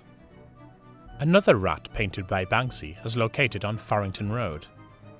Initially, there was a message on the poster, "Always fail, always fail," instead of Royal Mail. This is how the employees of the sorting station of the Royal Mail at Mount Pleasant call it. The rat is settled right on the pillar of the fence between the station and the street. The message has worn off, but the rat remains. Banksy does not always write messages on his rat posters. Sometimes he leaves a space for creativity for other street artists, but the messages made by them are often painted over by the authorities. Thus, the protesting rat fights for different causes each time. However, the peace sign that hangs on her neck, which is a reminder of her true intentions and values of all humanity, remains unchanged. Belsize Park Rat. Not all street artworks perish by human hands. Despite the government's struggle to fight street art, artists like Banksy have the opportunity to be exhibited for years. And now, when Banksy is one of the most famous artists of our time, a lot of cities are ready to surrender their walls for his paintings. But then, it is street art, and it's meant to be short-lived. Nature itself rejects the existence of drawings on the walls. This rat from the wall of the restaurant in Belsize Park is one of the most replicated works of Banksy. But, despite the fact that no one was against this charming creature living on the wall, the environment decided otherwise. Street art can stay forever only on photos. It is interesting that when our photographer was taking a picture of this rat, the owner of the restaurant came out and expressed his displeasure with him taking photos. Once a rat is on the wall of his building, he considers it his own. I Love London Rat. In 2004, another one of Banksy's rats appeared in the Barbican area. The animal was holding a banner in its paws. The message said, "London does not work." Sometime later, when Banksy's conflict with the famous graffiti writer King Robbo spiked, you can see the story about this conflict in the multimedia hall. The team of the latter altered the image. Now the rat's banner said, "I love London, Robbo." Robbo is one of the first London graffiti writers. Banksy is one of the most famous street artists who have emerged from the graffiti movement. The writers have a clear rule which prevents the use of someone else's work in their art. Robbo painted a piece of graffiti in Regent's Canal in London in 1985, and it was there until 2009 when Banksy used it in his new work. From that moment, a war between these two artists started. Each of them would alter the works of the opponent. The Robbo's team went on redoing the Banksy's works even on the city streets. Nobody knows what could have happened in the end. In 2011, Robbo was found with a head injury in a vegetative state near his apartment. He never came out of a coma and died in 2014. When Robbo had this accident, Banksy recreated a simplified copy of the original work of the writer and added a can in the form of a candle to it. Later, the Robbo's team reproduced the original work in full. The relationship between these two outstanding graffiti artists is shown in the film Graffiti Wars. Love Rat. Banksy made the first rat that is drawing a heart on a door in Liverpool. It was dismantled. On the street, that rat in particular had a roller, not a brush in its hands. You know, you can do it faster with a roller when you are on the streets, and in the studio there is enough time to work with a brush. That's why this one has a brush in its hands. At one point, the Robbo's team used this image and wrote in red paint where the heart was supposed to be. Never liked this, Banksy. Right under the work with a plane drawing a heart in the sky. Banksy also did not particularly like Robbo, but he considered him an excellent graffiti writer, much cooler than himself. The topic of love is not exactly what Banksy usually discusses in his works on the streets, but this work is about the love for street art, which is certainly worth it. Street art changes the space and affects the society, makes you take a look on life from a different angle. The motive, of course, turned out to be too simple, but the bypassers easily get it. People see a city rat that stands for love, and perhaps they recognize themselves in it. Gangster rat. Rats are one of Banksy's most prolific subjects, and the gangster rat is truly iconic Banksy artwork. The print was first created in 2004, but the image has since been widely reproduced as graffiti art in the streets and for personal consumption by urban art lovers worldwide, with it being replicated on coffee mugs, t-shirts, posters, and their bodies. Banksy's gangster rat is seen here in situ from his New York residency, better out than in. Rats are ubiquitous in Banksy street art prints because they are symbolic of street art itself. Banksy's rats are also a homage to the father of stencil graffiti, Blake Le Rat. This French stencil artist, who rose to notoriety in the 1980s, was similarly fond of rats as subjects because of their massive, if negatively perceived, impact on populations. Banksy's gangster rat is shown sitting next to a large boombox radio. He is wearing the urban, working-class garb of the era in New York City of a heavy chain medallion necklace and a sideways-turned New York Mets baseball cap. Sprayed above the rat in traditional graffiti writing are the letters P-O-W, a reference to Banksy's print publisher, Pictures on Walls. The rat's expression is one of surprise, as if he is equally as startled by the viewer. 3D rat. This rat was literally dug out from under the snow. It was discovered only a month after it had been drawn. The picture was painted on the wall of the Egyptian Theatre in the main street of Park City in the state of Utah. Evidently, it was a blizzard that buried the work under the snow the night when Banksy was painting. The rat most likely appeared on the wall during the Sundance Film Festival, where the movie Exit Through the Gift Shop was presented. Apparently, the rat put on 3D glasses to better immerse itself into the world of cinema. Or perhaps it's looking from the picture into our three-dimensional world, staring at us with unconcealed surprise. Later, the work was dismantled and installed inside the theatre, and after a while it was sold. The proceeds were spent on charity programs for children. Banksy has repeatedly used the image of a rat in 3D glasses whilst creating various works. You can see one of them at our exhibition. Dirty Funker. Initially, a rat wearing headphones with a radar and a tape recorder in its paws on a spiral background was called Sonic Radar Rat. POW released 75 signed copies of the screen print. In time, the rat moved onto the streets of London, from where it migrated onto the canvas. and, finally, in 2008, it decorated the future album cover of the famous British electronic musician Dirty Funker. It became a cult in the world of house and electro house music. The album came out with 5 cover options, which vary in the background and in the colour of the spiral. The rarest are considered the ones with a pink and orange spiral on a white background. Many perceive electronic music as a random, crushing noise. But what does this rat listen to?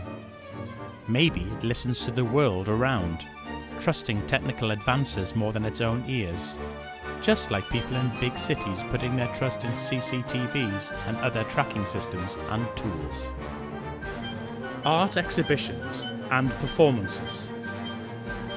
Everything connected with Banksy causes both a scandal and a huge interest in the public, press and government. So in this part of the exhibition, we want to tell you about his most famous exhibitions and performances. In July 2002, the first exhibition of Banksy's works, called Existentialism, opened its doors in Los Angeles. It was held in the 33 1/3 Gallery and featured such cult works as Love is in the Air, Queen Victoria, Laugh Now, and others. The exhibition was also the first personal exhibition of the artist. There are a few works in our collection that were presented at the Existentialism. The title of the exhibition is made up of 2 words, existence and stencil, and resembles the word existentialism. A few years later, Banksy returned to Los Angeles with another exhibition, Barely Legal, which was held in 2006. It was much larger than the first. There, works and various techniques were presented. Also, Banksy continued his series of upcycled and modified old canvases. Among the most unusual works of this exhibition is an elephant painted by the artist in the tone of the wallpaper. One of the ideas behind the exhibition was to draw attention to the level of poverty in the world. But, as it turned out, the public was much more interested in discussing the animals' rights, which were fully observed by the artist. The elephant was fed, had enough drinking water, and the paint was non-toxic. Every night the elephant was taken to its stall, and the exhibition lasted for only 3 days. The event was very popular and attracted the attention of not only ordinary visitors, but also art industry professionals and celebrities. In just 3 days, more than 35,000 people visited the exhibition. Blake Lerat, anarchist. Blake Lerat is deservedly considered the godfather of stencil street art. His real name is Javier Prou, and he is one of the first French street artists to paint on walls in Paris in the early 80s. He was inspired by graffiti in New York, but at the same time, he has always been fully aware of the fact that Paris is quite a different place, a city which required special treatment.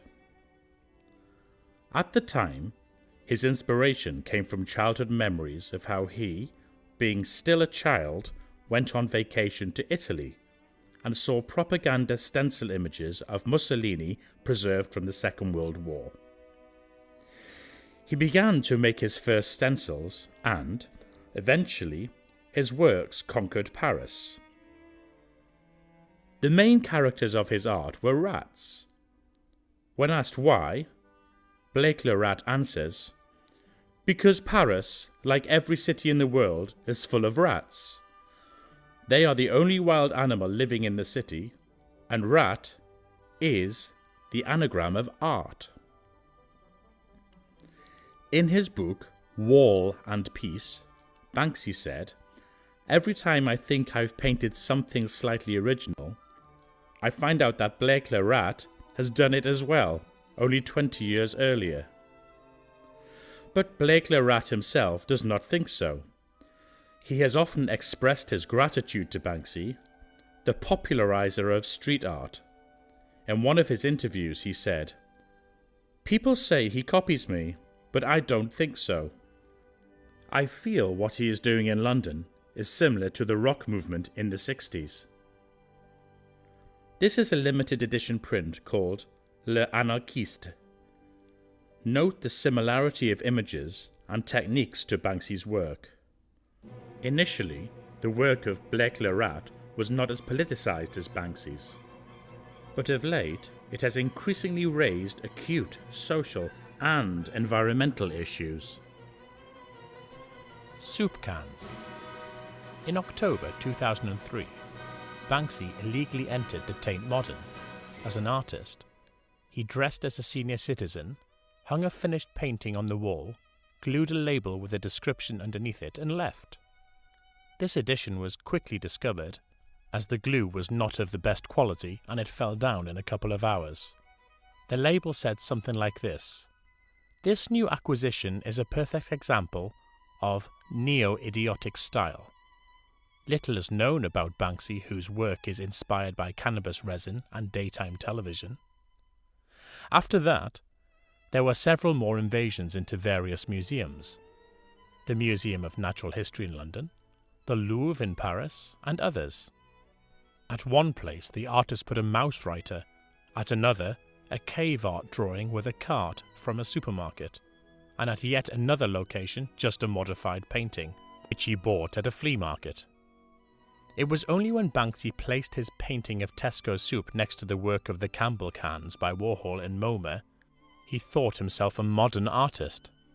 People stopped near that work and looked at it with contemplative eye.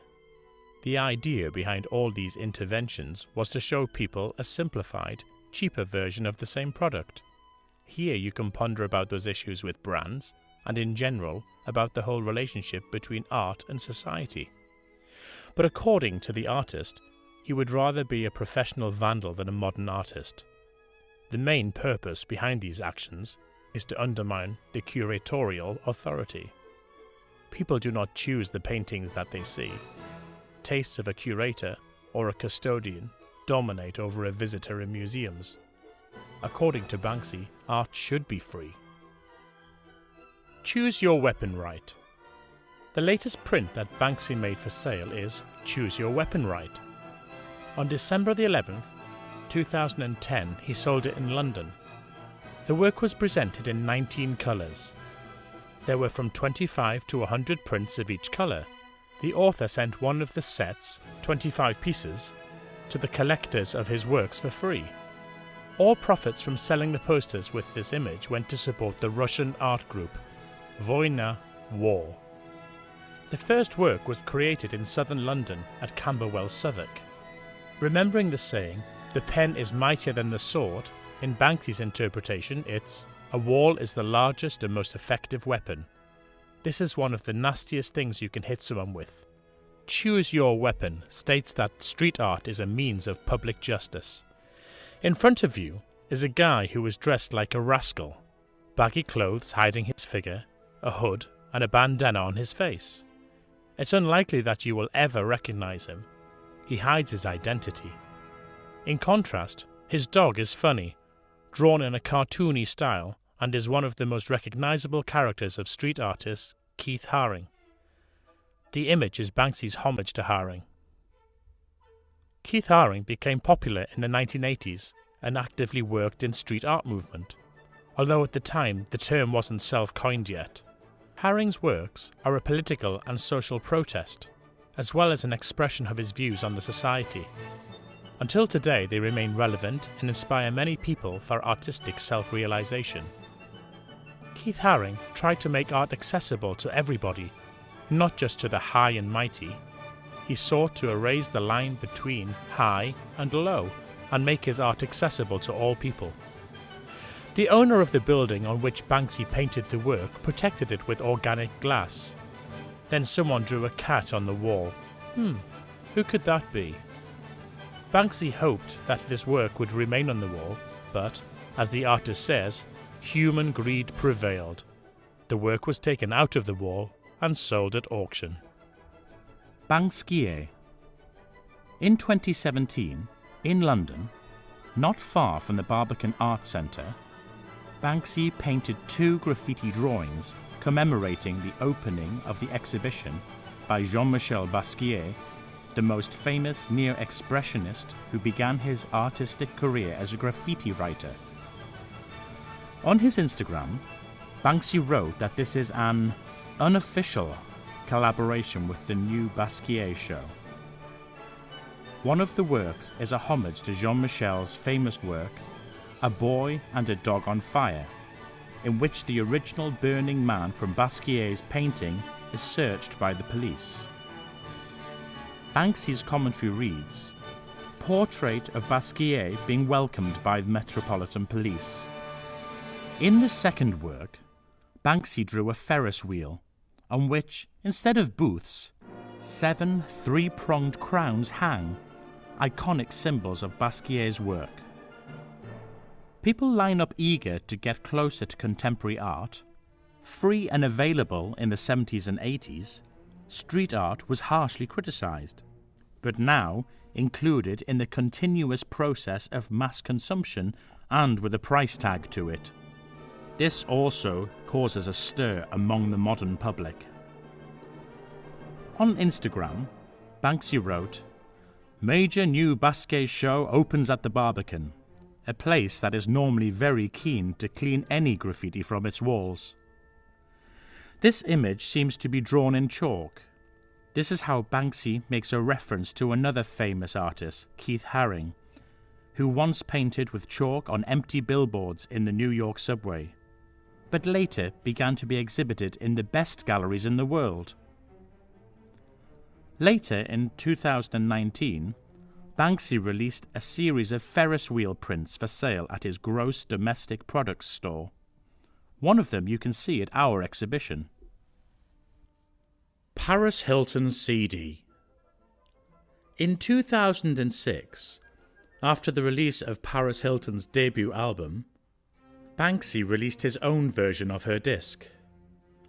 On the cover of the album, Banksy put Paris topless and pasted a sticker with the names of the tracks "Why Am I Famous?", "What Have I Done?"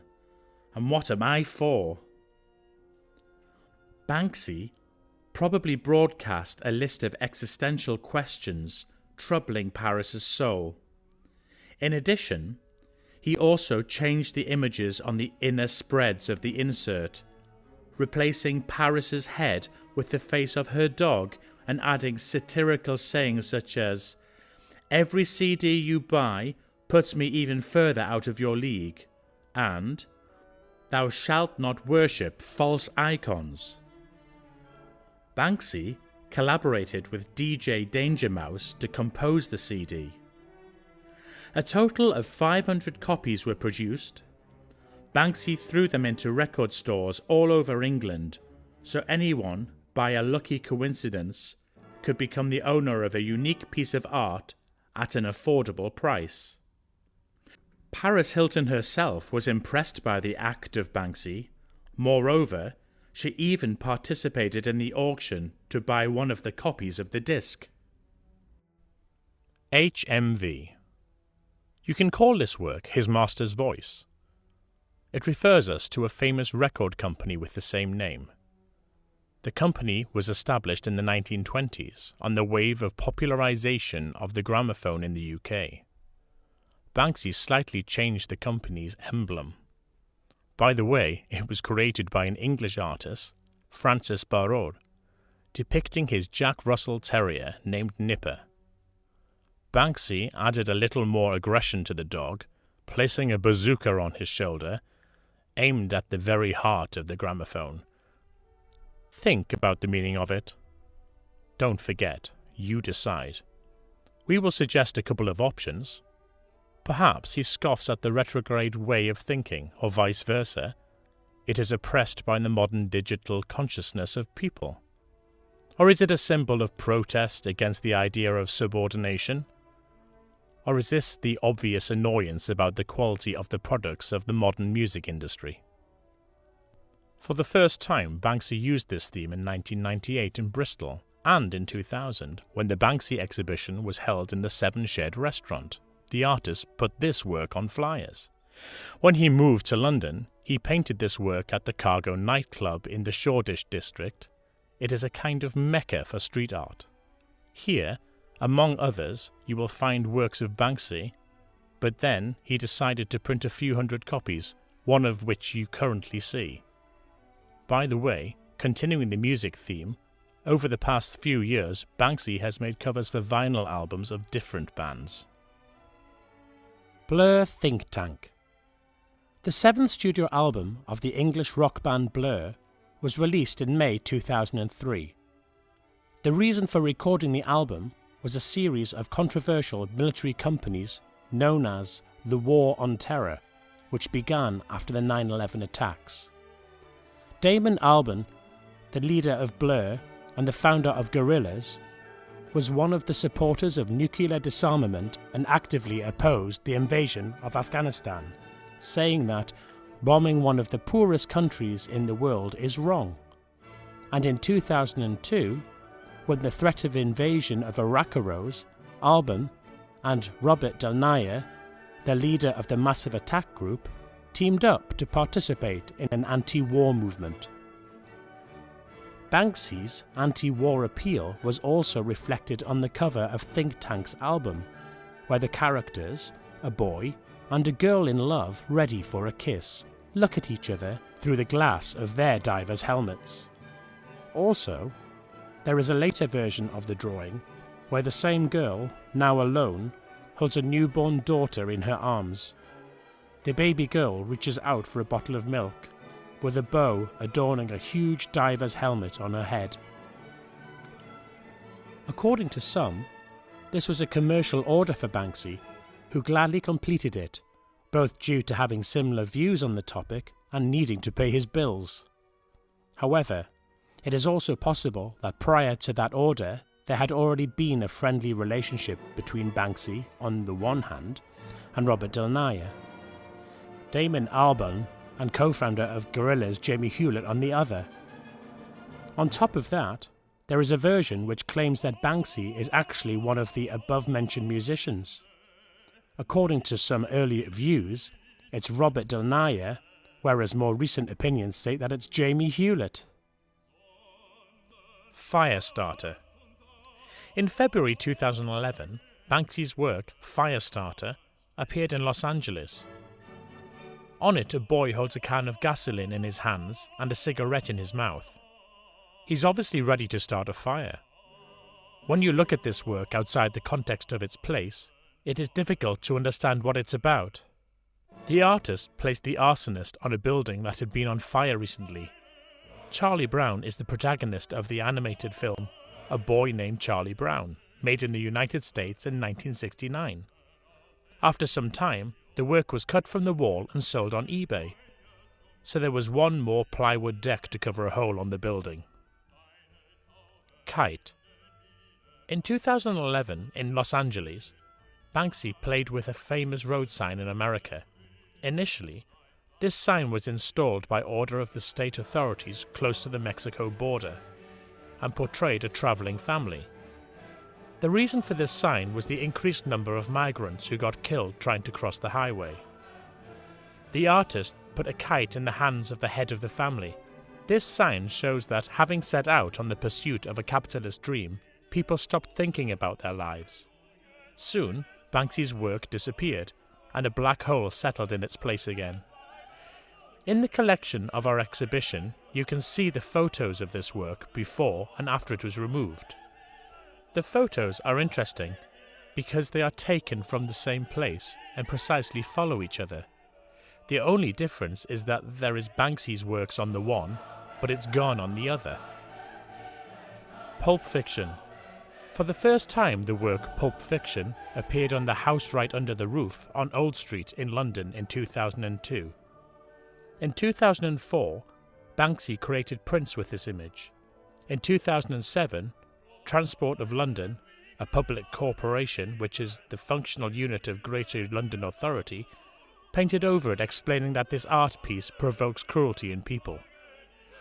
By that time, the work had become so popular that this image can be found everywhere, starting with badges and ending with murals.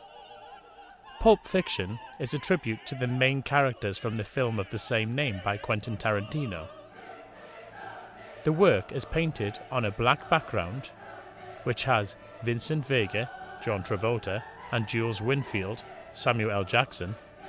They have drawn weapons at an invisible target, only instead of the usual guns, there are bananas in their hands. Why not laugh? The plot of the movie is pretentiously cruel, and Banksy decided to add some fun to the stereotypical perception of the film. There are several things that inspired the artist for this piece. Here you can see an allusion to the iconic British comedy group Monty Python's Flying Circus, who filmed a magnificent sketch for television titled Self-Defense Against Fresh Fruits in 1969. The episode is a parody of pseudo-cruelty to the fruit. Here's another option for the artist's inspiration, no less iconic, Andy Warhol's cover for the Velvet Underground album, which he created in 1967, and where we see a half-peeled banana on the black background. Another option is the association of bananas with monkeys. As you realise by now, Banksy often used the image of monkeys in his work. In early 2007, Banksy recreated this work, only now the main characters held weapons in their hands, but they were dressed in banana costumes themselves. Young graffiti writer Ozone painted his piece over this work and left a message, "If it's better next time, I'll keep it." Unfortunately, a few days later, Ozone was hit by a train and died. Banksy painted a piece dedicated to Ozone on that site, an angel in a bulletproof vest that holds a skull in a baseball cap. On his website, he posted a mourning message. "When we lost Ozone, we lost a fearless graffiti writer, and as it turns out, a pretty perceptive art critic. Ozone, rest in peace." And on the work itself, the artist wrote, "Say no to non-art fags. Rest in peace, Ozone." There was a lot of controversy about what Banksy meant by non-art fags. Let us tell you a secret. This is a fairly common term in the world of graffiti. It has a lot of meanings. Read about it if you'd like. Banksy was probably pointing a finger at the young people who are making their way into commercial art through graffiti, and it would have been alright if they had not picked well-known works, wrote on top of them, and made self-promotion at their expense. Well, Banksy does not like these guys at all, how they dress, how they hold themselves. It is quite clear that the spirit of graffiti is alien to them. They only use it as a fashionable movement to become famous and make money. Mobile Lovers. In April 2014, the work Mobile Lovers appeared on the door of the youth centre that had been working with Bristol youth since 1896. Its main theme is the world of social networks, in which people dive in headfirst every day. Even on a date, they cannot realise the beauty of the reality and are distracted by their phones. This work saved the centre. When Banksy created this work, the centre was on the verge of bankruptcy. Employees removed the door and charged for the opportunity to look at the work of Banksy. The entrance fee was £5. The artist himself was not against such use of his work, but the city authorities intervened. They seized the work and exhibited it in the Bristol Museum. Then Banksy himself spoke for the first time about where his work should stay. This story ended with the work being sold at an auction and all the proceeds going to the youth centre. As a token of gratitude to the artist, the youngsters put a bazooka on the door, and it's aimed at Bristol. At the same time, the work is a tribute to Banksy, an entrance sign and a hint on what they think about the city authorities. Well Hung Lover. Well Hung Lover was painted by Banksy on the wall of the Clinic of Sexual Health in 2006. Here, he is talking about the relevance of street art. The work is always inextricably linked to the place, therefore it makes no sense to cut a drawing out of a wall. In the eyes of the spectator, it immediately loses its value. This man has a very contradictory reputation. On the one hand, This is the first piece of street art in the UK that has become legal. After its appearance on the wall, the authorities conducted a survey and found that 97% of the population want to keep the work. But let's not forget about the remaining 3%. In June 2009, someone fired at this work with blue paintballs. Part of the paint was removed, but some spots remained. And in 2018, the famous lover was attacked once again. This time, someone wrote various obscene messages with black paint on it. No ball games. Banksy painted this work in 2009 in London. It shows two children playing with a no ball games sign. This is a way to express disobedience. They use this sign as a toy when in reality there is no place for games. In his works, the topic of the ban on games can be traced far back. In 2006, at an exhibition in Los Angeles, he made a similar painting. Only there, the children passed a TV to each other. There was an image of a ball on the TV, and also a Banksy's favourite character, a rat that plays ball under the inscription, "No Ball Games." At some point, the work, "No Ball Games," was corrected by the cult graffiti writer King Robbo. Banksy had a special relationship with him. In 2013, the artwork disappeared. It was appropriated by the company the Cencura Group. They cut it out in parts. There were 3 of them, and it turned out to be a kind of triptych. After some time, they held an exhibition, Stealing Banksy, where they displayed the works of Banksy from private collections. This is the same company that cut out the work Slave Labour. Banksy had nothing to do with this company, nor with the exhibition that it held.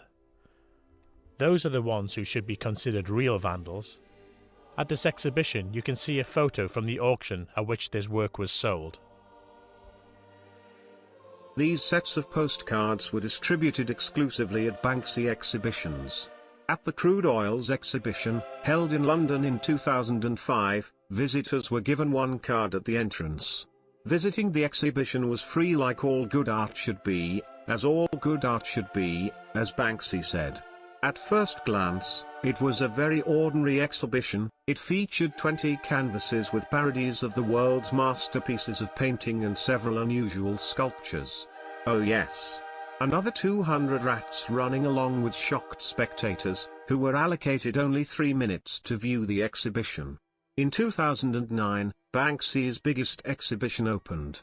Banksy chose his hometown of Bristol to host it. It featured more than 100 of his works, exhibited among classical paintings by the permanent exhibition of the Bristol Museum. The museum was transformed into a menagerie of unnatural history, fish fingers swimming in a goldfish bowl, hot dogs and chicken nuggets. The main entrance was transformed into a sculpture hall, accompanied by a burnt-out ice cream van that pumped out an eerie soundtrack of warp tunes, while a giant ice cream melted on its roof. Until the opening day of the exhibition, the administration of the museum kept a secret to guarantee Banksy complete confidentiality. The entrance to Banksy vs Bristol Museum, as well as to all Banksy exhibitions, was free, and a set of such cards could be bought in the souvenir shop of the museum. Of the show, Banksy said, "This is the first show I've ever done where taxpayers' money is being used to hang my pictures up rather than scrape them off." Of course, admission to these and other exhibitions was free. In the case of the Bristol Museum, admission cost £1. But that's only part of the truth. The whole truth is that these exhibitions were arranged not for visitors, but for the sale of works. Each exhibit had a room where Banksy's representatives met with collectors, negotiated prices and made deals. And for ordinary visitors the exhibition was free. The same tactic is used by well-known auction houses. Before the auction, they put the painting on public display for free, gathering in front of their doors huge queues of people who want to see the masterpiece before it goes into a private collection. Collectors, seeing the great interest of the public to the lot, will be more active to bid. Collectors, seeing the queue in front of the Bristol Museum, or Dismaland, understand that Banksy's art is a huge success, and that the work is likely to grow rapidly in price. The majority of works from the exhibition were sold before its opening day. So when Banksy says that he never charges people to view his art, he is a little bit disingenuous. But that's what Banksy is all about. A mural by Banksy adorns the side of a house in Bristol, England. The 25 feet by 6 feet mural was put on sale with attached 5-bedroom house thrown in for free. Girl with a Balloon. Initially, the composition Girl with a Balloon was created in 2002 as a mural under the Waterloo Bridge, in the South Bank area. Simultaneously, it appeared in the Shoreditch area on the wall of the printing house, as well as in several other locations in the city. Shoreditch has long been known as an area of the artistic creme de la creme and creative disorder. Several of Banksy's works can be seen on the walls there. In the 2000s, following the financial success of Damien Hirst and the Young British Artists, Shoreditch's gentrification began, and local bohemians were increasingly replaced by wealthier citizens. A little while later, someone, having noticed the image under the Waterloo Bridge, added the inscription, "There is always hope." This is one of Banksy's most famous compositions. Everyone interprets this image in their own way. Some believe that the girl wants to catch the balloon, others that she lets it go. The image of a girl reaching for a balloon can also symbolize hope, whereas the image of a girl who, full of determination, releases the balloon is perceived as an image of freedom, impossible in a situation of total control. In any case, the British liked this image so much that according to the results of a 2017 poll, the girl with a balloon was recognised as the United Kingdom's #1 favourite artwork. Banksy referred to this image many times, making it on canvas, on plywood and other materials, in the form of a diptych, as well as in the form of a wide variety of prints, which Banksy released for the first time in 2004. 600 unsigned, 150 signed, as well as also several VIP editions with balloons of different colours. In 2018, the original paper copy of Girl with a Balloon was purchased at Sotheby's for $1.4 million. Famously, right after the painting had been sold, a shredder mounted in a gilded frame was automatically triggered. Not less surprisingly, the shredder jammed halfway through. The painting was just more than half cut. Only the balloon in the shape of a heart remained intact, like that mention of hope in the inscription near the Waterloo Bridge. By staging this act of self-destruction, Banksy showed that the painting's material qualities no longer matter in comparison with symbolic values.